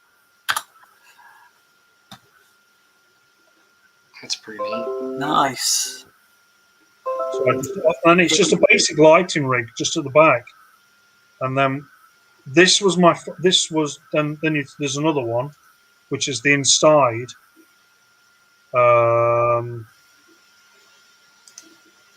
In the launch bay. Oops, I lost it. There you go. Oh, where you go? There you go. Inside. And all it is, it's mounted with 2 little 2 bars underneath just to hold it, because obviously it's a very expensive model that, and very sought after. So I couldn't. Oh, that's cool. That's nice. Yeah. That's the other one I did in the actual hangar bay. So that's on that. Okay, so that Stingray's about that big. It's about sort of size. Just a bit bigger than the product. There you go. Yeah. That's the diorama. That's nice. So where did you get a kit of Stingray that size? That was supplied by Mammoth, a friend of mine in the UK. Mamas? Yeah, Mammoth did that. He usually does Studio 2. He did that one, and then he's obviously got it's not far, 3 foot, 2.5 foot Stingray. I've got another one of them to build this year. Holy smokes. And that water is done by the oldest technique in the book, which is using polyfiller. And then what you do, you get your polyfiller and you blend it out so it's all flat. And then you get a sponge, and as it's going off, you just tease it up.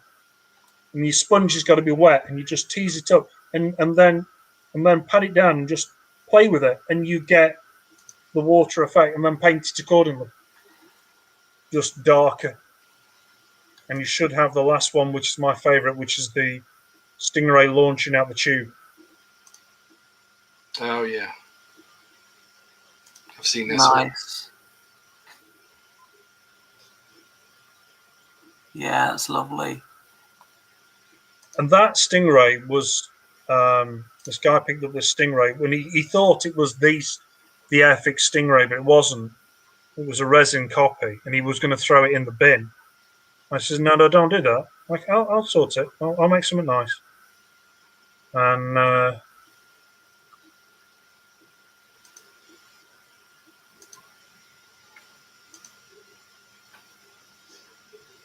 I see what that was, the bubbles. yeah, we got It was underwater. to make the bubbles. Obviously, that's using that teased off stuff that out of the the what do you call it? It's the Like cotton. the cotton, yeah. The interior to teddies. But what I did for the bubbles, my wife, she works at a shoe shop, and all the shoes that come in,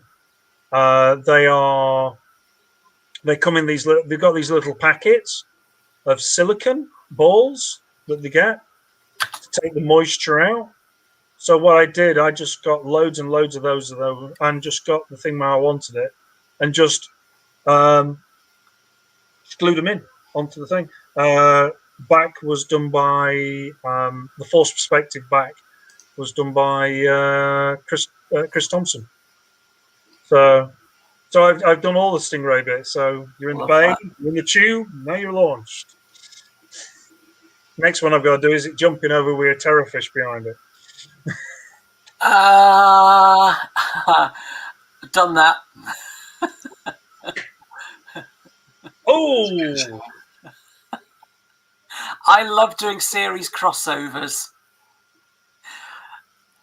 UFO with a Stingray. how did you get that mounted? Did you just put a little piece of fishing wire on it just to hold it in place? The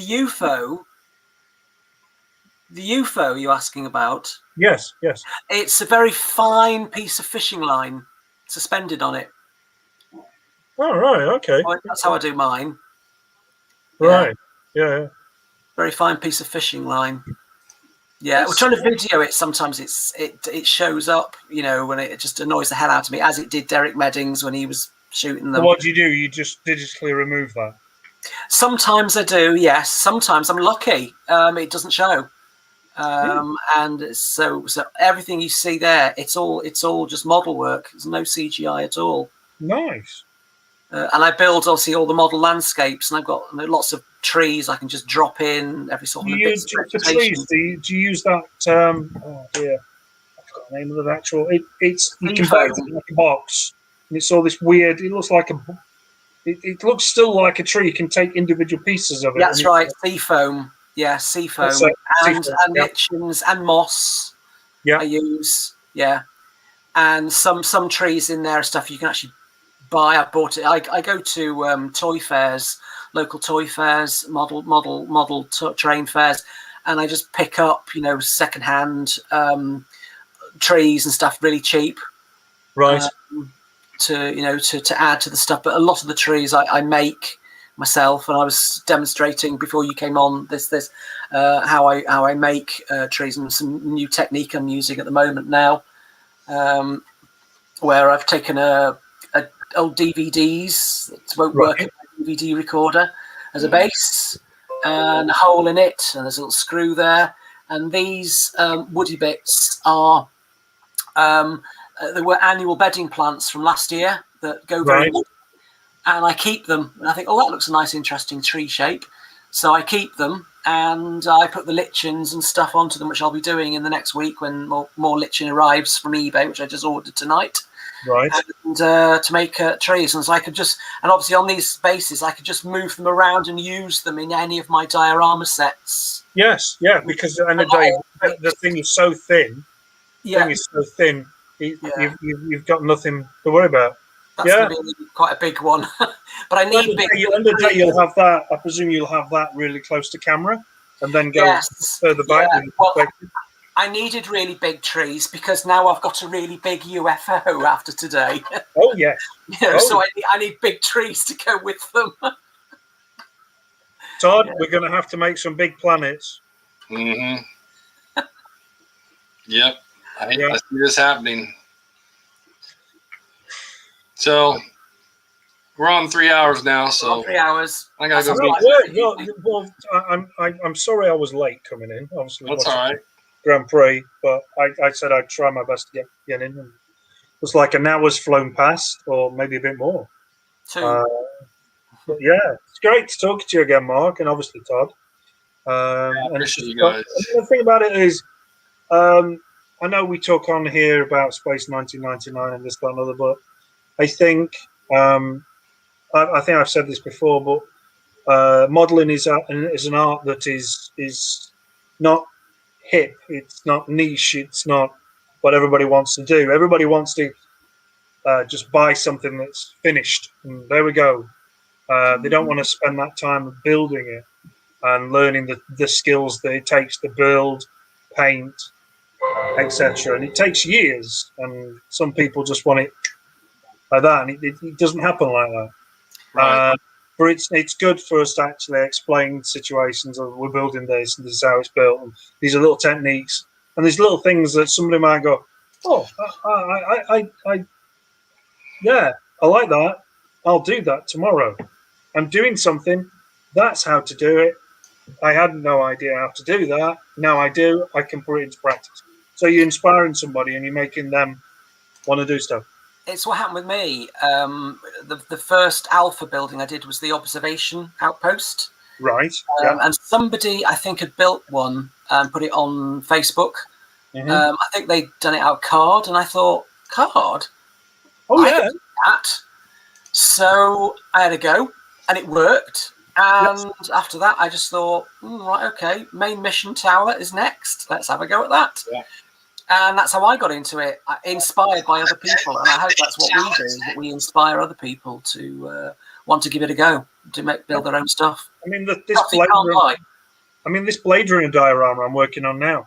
I got the baseboard, got everything worked out, but then it comes to the buildings, and I'm like going, how am I going to do this?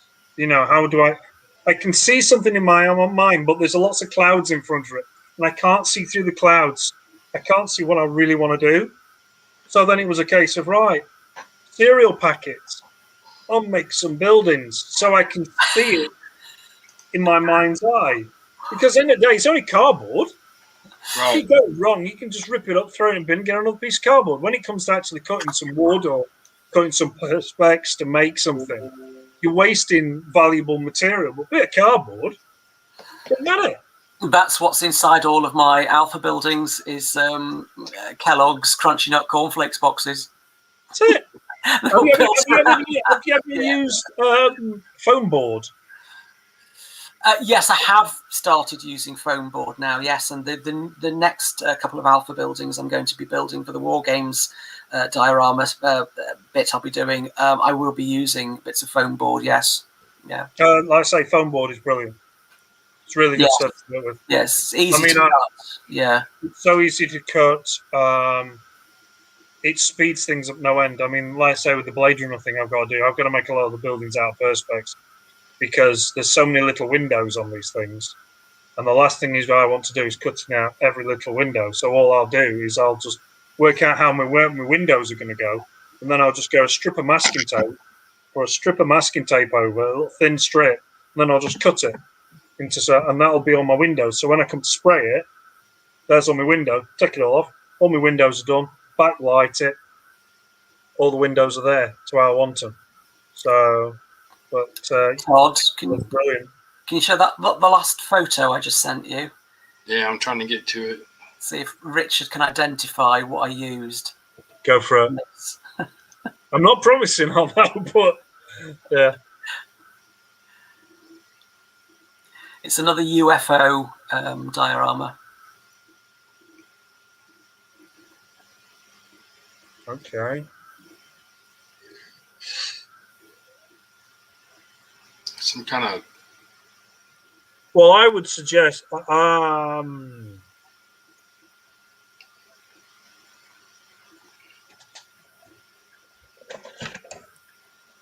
It's an infant base. I'll tell you what it is. That's my painting palette. Is it that? No, it's plastic food containers that you buy box salads in. You buy your sausages from Asda in. Yeah, and then just spray it bronze. That's right. Yeah. And just put it in, light it accordingly, and yeah, that's all it is. That's crazy. It's food containers upturned, sprayed that metallic bronze. Yeah. You're going back to the days of the lemon squeezer and the Thunderbird 1 launch bar. You are. Yeah. Yeah. I now every time I see something, I think, oh, I can use that. That's really cool. I'll be able to do that with it. I'll be able to do this with it. I'll be able to, and so on. I'm going to send you one last one. Let's see if you can identify what these are. And I was showing this to some people this weekend, and it was like, you're joking. Sent you that one, Todd. This is a Captain Scarlet scene that I did.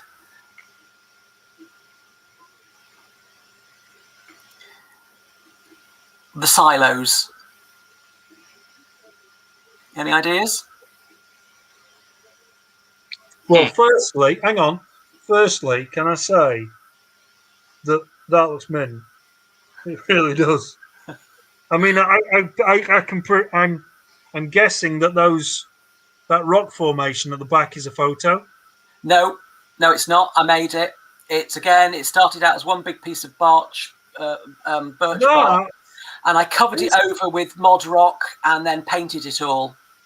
Right. I mean, Mark, Toffee. the left-hand side of that shot, I would say that looks real. That looks like some cliffs. I mean, all of it does. I mean, that is bloody. Did you do the moon landings by any chance? Did you? I have been asked this question. This very question. No, well, I don't know what you've used, but I will say. Right. The silos. Have you ever bought a box of toffee?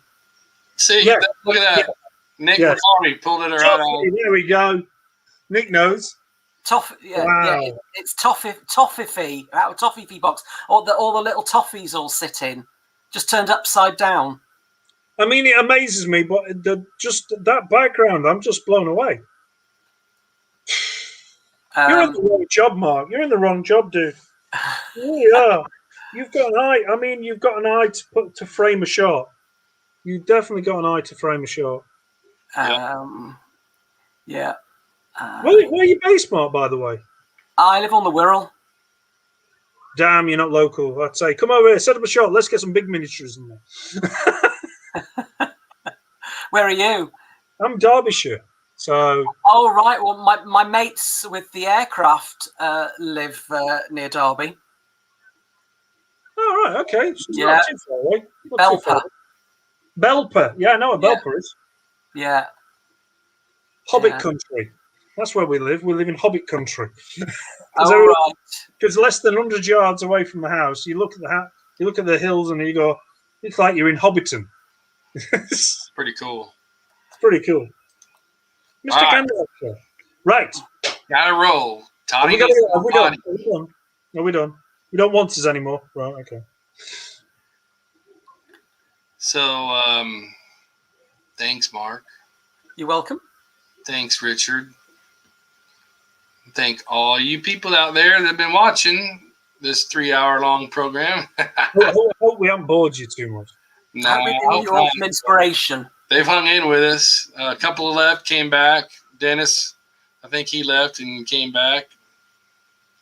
Nick gets the prize today. He named what those domes were, so that's pretty cool. Pretty good. Yeah, you got it. End of day, interesting shapes. If you get something that's got an interesting shape. Mm-hmm. If you want to see more, go and look on my website, marksmodelworlds.com. Mark's Model Work.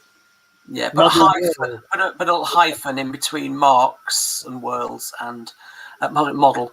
So it's marks-model-worlds.com. Have a look at my website. It's all on there. Cool. Right on. Broken down by series and film. Okay, so it's an Ashton. Thank you. Thanking you for having me. I mean, I wish I'd have come a bit sooner, but That's all right. I know it's late where you guys are at. I mean, it's what, 11 o'clock? Is it? It's 10:15 here. That's 10, and I've got and now when I leave you, I'll have the orders to make a cup of tea and a slice of cake. I'm gonna go find dinner. Yeah, and a restroom. All right, good night, everybody. Good night, Good guys. night and happy modelling. You know, All keep right. doing it. Keep doing it. See you guys. Bye. Bye bye.